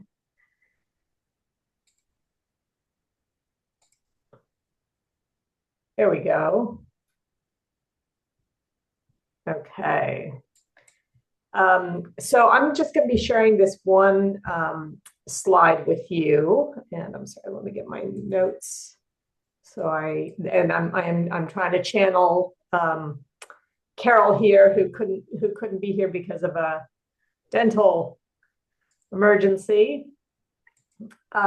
So the data that we collect is from a system called Essence, which is a real-time surveillance system, near real-time surveillance system of people who are walking into emergency departments and urgent care centers around the state, non-federal emergency departments and urgent care centers, so not the VA or that type of thing. And we, as those get reported, we have access to them in a database, and we run queries. And here we have constructed a query and asked for data for air quality related respiratory illness. So it separates out infectious respiratory illnesses, just to try to put a lens where the suspected cause is not related to some type of infection, COVID or other type of thing. And so, it includes a kind of the chief complaint and diagnostic codes for things like acute bronchitis, asthma, emphysema, chronic obstructive pulmonary disease or COPD, and breathing related symptoms such as shortness of breath, chest tightening, and wheezing. So on this graph, the daily air quality related respiratory visits as a percent of total visits are shown on the left axis, and that's the blue line. The 24-hour maximum PM 2.5 concentration from monitors in Deschutes County, and that's air. We use the Tap the Air Now data, which Jennifer can tell us how that aligns with the Bend monitor that you are focusing on. So that's on the right, and that's in brown. So the overall takeaway is that we see an increased proportion of respiratory illness visit in the days following smoke intrusions. And it's very typical for us to see a lag of, zero from right away, people coming in to a few days. And that happens where the air quality is bad. The air quality gets better, but we still have people coming in because it triggers a syndrome, in the body, and it may be over the next few days, even though air quality has gotten better. And so the yellow dates indicate values that are slightly above what we would expect to see. So we look at past data, it could be the week before, some time period before or after the air quality conditions, and who did we see walking into those emergency departments. And so yellow is where we're seeing something slightly above, and then the red is significantly above what we would expect to see. And we saw that particularly within certain age groups. I don't have this breakdown shown because we have rules around what are called small number restrictions. When you get to real small numbers, you don't want to be able to share information that could potentially identify people and violate protected health information. So the two groups that we saw in particular counts higher was for little kiddos, so 0 to 4 years of age. So we would expect that 12% of people coming with complaints would be in that age group, and we saw 46% of the people coming in with complaints were in that group. And then for 45 to 64-year-olds, we saw 21% compared to 11% is what we would have expected, and that was for May 17th. For June 1st, 3rd, and 4th, it shifted a bit, and it was folks in the 5 to 17 age group. We saw a number of it was in that, well, let's see, one day it was 21%, another day it was 13%, another day it was 19% of visits. And we would have expected normally 6% of visits to see folks in that age group.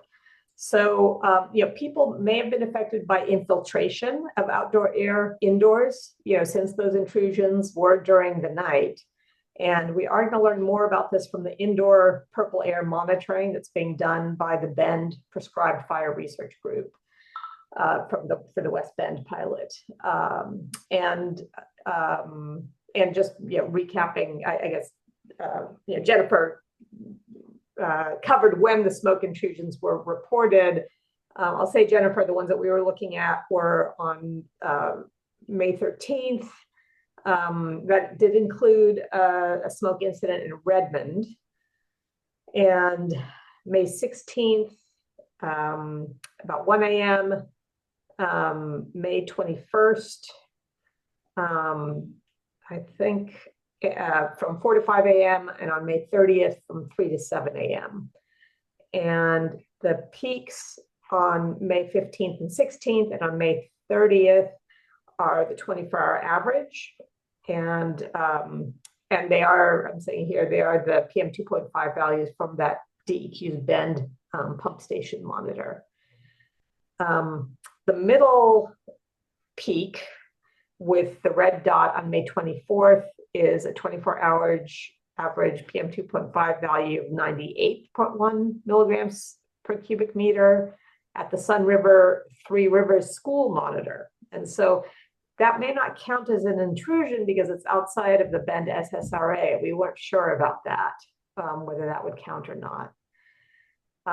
In terms of health effects tracking, while this data is from our ED reporting, we also analyze eventually the emergency department and hospital discharge data from health analytics for health outcomes, including respiratory, cardiovascular, and mental health related to environmental exposures, but those have a lag time of many months. They only become available to us in the second quarter of the year following the data year. So, data from 2024, we are not going to have until May of 2025 in terms of who actually got hospitalized, what was their diagnosis. So just to emphasize, this data is based on what people were complaining about when they came into the emergency department. The follow-through data, we also look at that, but it's always quite delayed.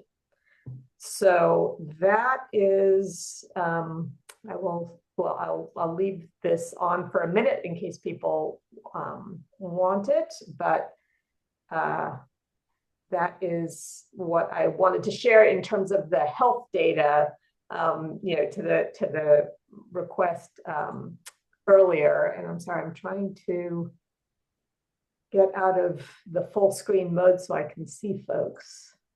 Let's see, I'm going to stop sharing unless anybody hollers that they want to keep seeing this. Do folks want to see this? Okay, I'm not hearing anything, so I'm going to stop sharing. And does anybody have questions about that data before I just share some general reflections about the West Bend pilot? Hey, Gabrielle, I was just curious, the graph is displaying percentages, and I'm just curious if maybe just a number of give an example of one of those incidents of how many folks came in reporting those kind of symptoms. Yeah, it was small numbers because again, we're not talking a wildfire incident, but it would be in the neighborhood on a given day of a dozen visits, something like that. Okay, and is that just for the Deschutes, the hospital within Bend, or is it for all of Deschutes County? So it would have been emergency departments and urgent care, but I don't have the breakdown of where people went to. Okay. We could look at that. I don't know, for example, for the Redmond intrusion where folks ended up. And a dozen was just for one particular age group breakdown that I gave you an example. So there were different numbers for each of those age group breakdowns. Right. So, altogether, I don't have that added up, but it's a few dozen people. Okay, thank you.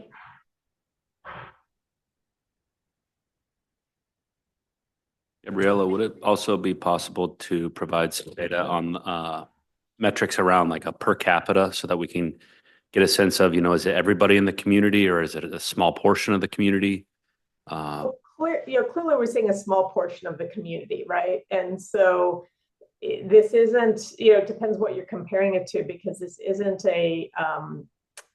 this is a place and a time that we had intensive community communications about the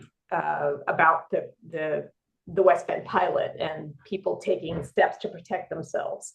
So so the data would probably support the efficacy of those efforts. Right. So yeah, if we could just get that on a per capita basis, I think it'd just be an interesting metric. Yeah. And also we have to recognize that West Bend is probably the most smoke resilient community in Oregon, right? This is something where people who have resources, who have means, already have air filtration devices in their homes or have HVAC systems that they've invested in and that type of thing. So I hear what you're saying about the per capita metric, but I guess I'm hesitant to point to that to say, oh, this is not an issue, because very few numbers of folks here in this community where people are really aware. We still had not everybody is protected, right? And also there's people who don't have healthcare access and don't come into any kind of healthcare facility because they can't handle the bill. So so there are a lot of factors here, and this was an incredibly successful effort and amazing communication and outreach. And I was going to mention a little bit about that. But we have to look at all parts of the context. So that is one part of the context, but there's all these other factors around it also. But we definitely are going to be working on, that is part of what I hope will be captured in the after action review that U of O is preparing. That's great. And I agree. We do need to just have that kind of full picture and the full context. So the ability to provide that'd be really helpful. Yeah. Not as the entire story, but as just a part of the story. Absolutely. Thank you. And I'll say, I mentioned the Climate and Health in Oregon report that we put out annually. So I think we will have a big write-up of the West Bend pilot in our 2024 report. That's going to be an important story to tell with all those aspects of it. Amber. Hey there, Amber Ortega here. I'm curious, I'm curious how this compares to wildfire smoke episodes. I know that oftentimes wildfire smoke is your averages are higher than that 100 for a 24-hour average, and oftentimes they're prolonged where you don't have that a diurnal like spike and then it goes back to good. Yeah. But I'm just curious, and since the NACS or like the public health exposure averaging duration, which the air quality index was published for, is 24 hours. Right. So we know that there's cumulative impacts, right? So if we have similar wildfire days to that 91, which I think was the peak, a 91, yeah, I'm curious what the public health data looks like for that, for similar concentration, the day and the next few days. I'm not used to looking at public health data like this. I think it's the missing piece for a lot of the air and smoke and fire science that I do. So I'm so happy you guys are here and presenting this stuff, but I'm curious just to give myself a baseline. If I was looking at some episodic wildfire smoke, what would be an expected norm for that? And then I have a second question, which is being in the background involved with West Bend and doing a lot of prescribed fire communications myself. I know that there's a ton of time and effort put into that. into the public notification, advanced notification, helping people create their own strategy for, how they know that smoke's going to be in the air and what to do about it. And I'm curious if there's similar efforts put into wildfire smoke community preparedness for public notification. Can you talk about that a little bit? Yeah, on the first point, I would love you to, unfortunately for you, we don't have the PhD epidemiologist toxicologist with us anymore, who is the smart person on all that stuff. I can fake it with delivering. I know enough to deliver talking points relatively well, but I would love to just connect you with Carol Trenga, who can give you the deep dive on all that. But I will, for example, from the 2020 wildfires, we saw across the state a 22% increase pretty much across all demographic, almost all demographics and all age groups in this similar surveillance data from emergency departments. Although for certain groups, like for Hispanics, it was 30%. Who were walking in the door, so at a higher rate. And there's other data you'll see in our climate and health report. There are a number of non-Hispanic groups, Asia Pacific Islander, African American, others who were impacted at double the rates of the statewide average. So I will connect you with Carol, and she would be happy to show you. We've been looking, in depth since she came on board, which was, the Eagle Creek fire, 2017 Eagle Creek fire was like the first time that we really did that analysis, and we could see like moving a lockstep PM 2.5 and ED arrivals. So I'm happy to share that, and I know that Carol has worked with the folks, at in the EPA ERD, what is it called? The research team on all this stuff. So if you're in Corvallis, they're connected with those folks. So anyway, let's circle back on that. And then, I'm sorry, your second question was, what were the interventions, the public health interventions? Is that right? Sort of. I'm curious. I know that we spend a lot of time and effort on notifying the public ahead of time. Oh, okay. For Plans. prescribed fire smoke, and then also being an air resource advisor and being in communities warning them of wildfire smoke. I'm curious about how have those efforts informed the wildfire smoke response?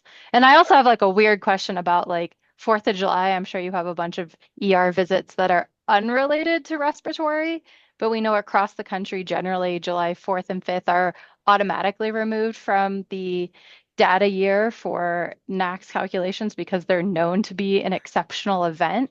And I'm curious if you see commiserate ER increases for respiratory illnesses because there is a lot of human planned smoke from fireworks during that time period. Yeah, I don't at all know. That would be a good one to ask Carol Trenga. How do we account for that? So no idea. You bring up a really great point on this role of planning for wildfire smoke. So one of the things why we were so excited about the DEQ community response plans is because they are just as good for wildfire events, almost as, it's a little bit different, but again, a lot of it of having the collaborative communications, identifying vulnerable populations, figuring out the communication pathways, working on the WALAWA community response plan. It turns out in Imnaha, the best way to get a hold of people is through a Facebook, group. And so the plan, has that. Now, does that work in a wildfire if electricity is cut off? So, it's not 100%, but it's still, one of the most important lessons out of West Bend, and we all know this, is people working together and having those relationships and trust and being able to, sit down together and issue a joint press release between the Forest Service and Deschutes, Jefferson, and Crook County Public Health. That was amazing. That was the first time. So So those kinds of partnerships, I hope will become second nature and kick in also during wildfire season. And back to at the beginning of the meeting when I was talking about OHA resourcing local county public health to develop climate and health plans that again identify, for a lot of communities, it's going to be, there are a lot of communities, a lot of counties where wildfire smoke is going to be, wildfire and wildfire smoke are going to be at or near the top of the list for the climate-driven health risk that they are, preparing their communities for. I will tell you, until 2021, and again, we were mid-pandemic, so even though this money starts coming out,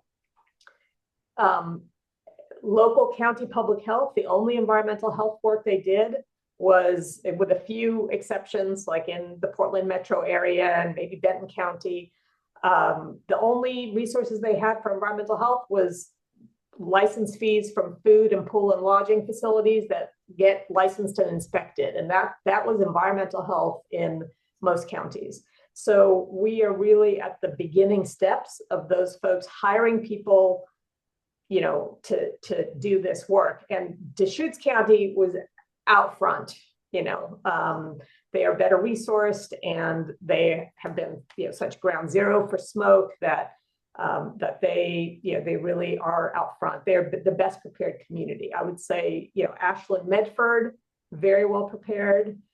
And then it's a steep drop off in terms of preparedness.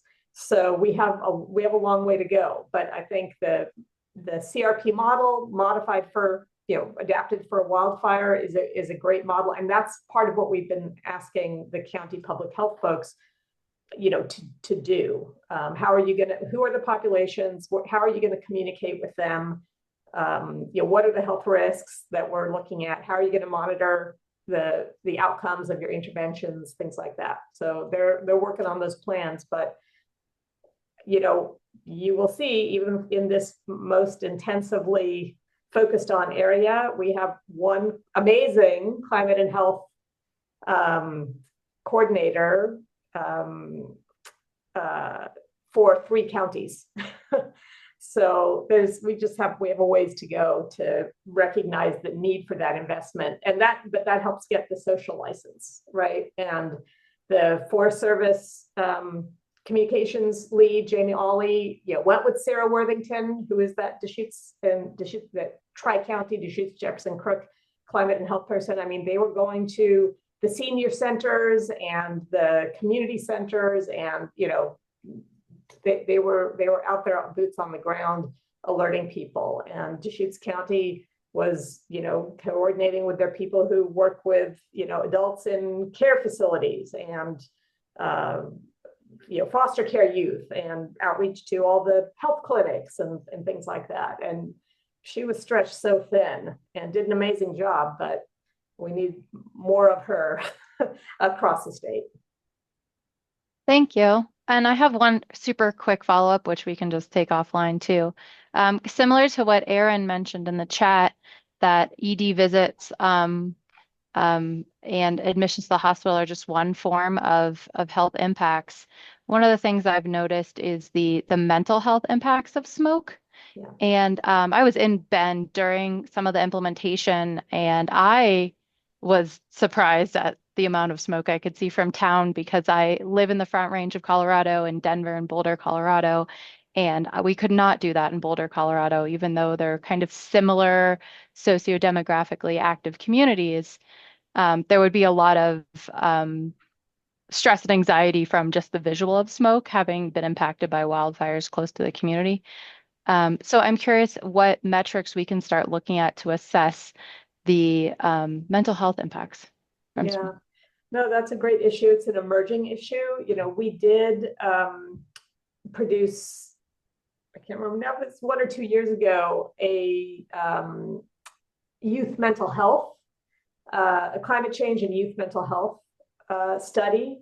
And it focused, for example, in particular on spotlighted youth in the who were impacted by the Almeda fire, and in the Tangent Medford, Ashland corridor area, for example. So it is an area that we're wanting to focus on more and more. And there are some surveys that, including in the emergency department, that try to pick up those mental health indicators. So, frankly, we don't have a huge team. So we are focusing right now on who's coming in with these direct physical health impacts, but we are really cognizant that that's an important issue. And I want to also give kudos. One of the things that I think let us all have such a successful pilot, in Bend. Of course, prescribed burn is nothing new for the Bend area, but at the scale that happened, was that local leadership from the county commission. So we had Commissioner Phil Chang, who was a champion for this. And so it was just really important that we had from local leadership to our, at the county level, to our state leadership, our governor's office, to the regional, to federal government, like, the district forest and the regional forester's office, all really pulling together on this.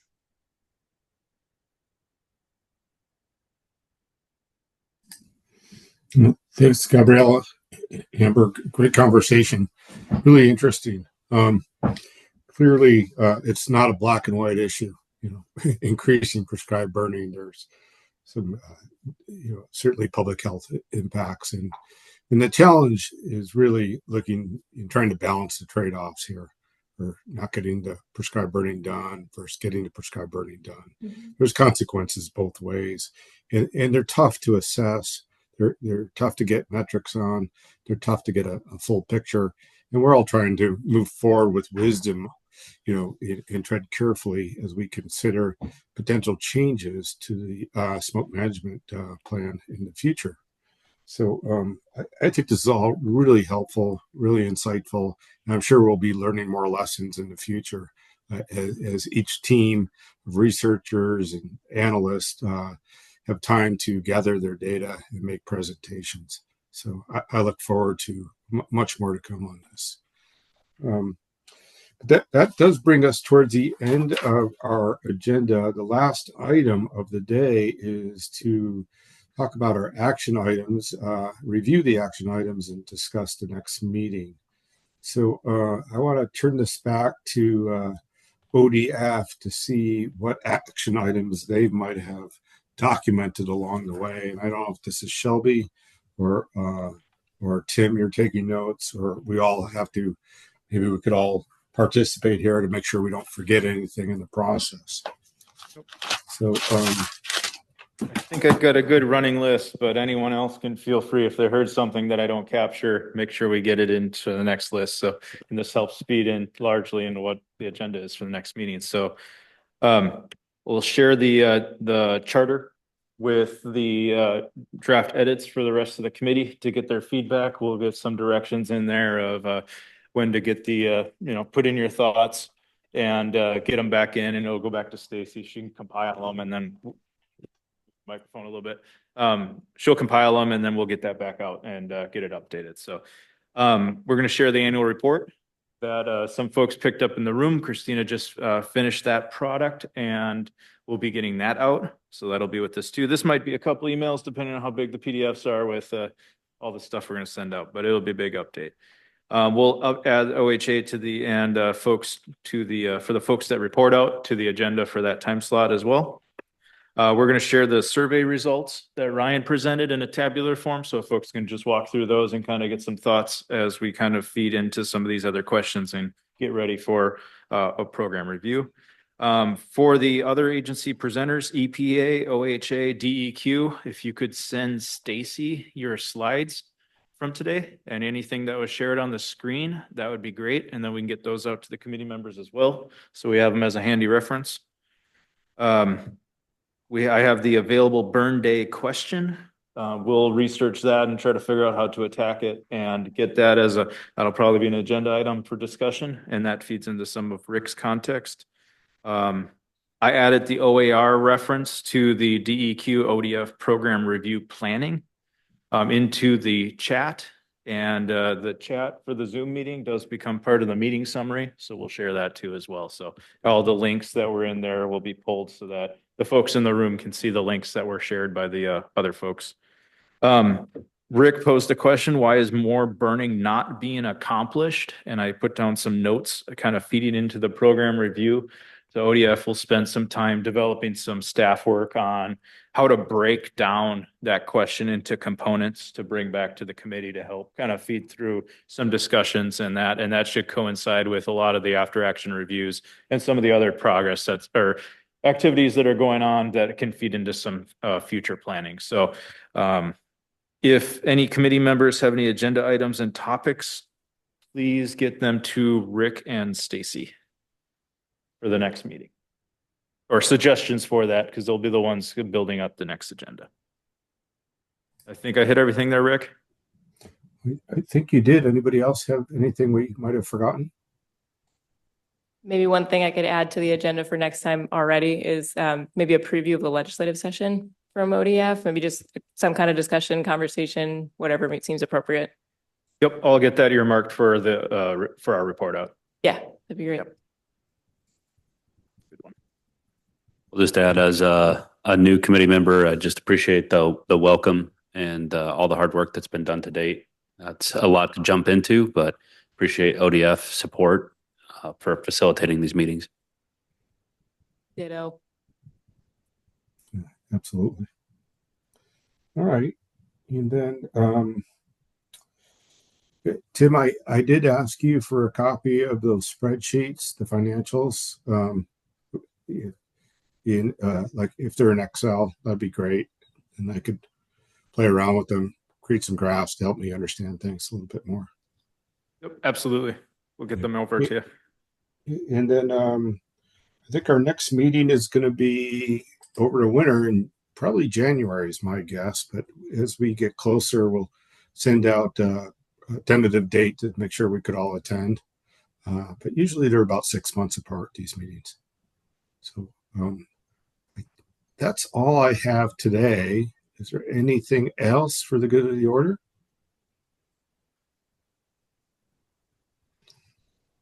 All right. If not, we'll close up today's meeting. And I thank everybody for their participation today. And those who had traveled, please drive safely. And everybody else who joined virtually, thank you so much for your participation today. It made for a very interesting meeting. Appreciate it. Thanks, everyone. Thank you.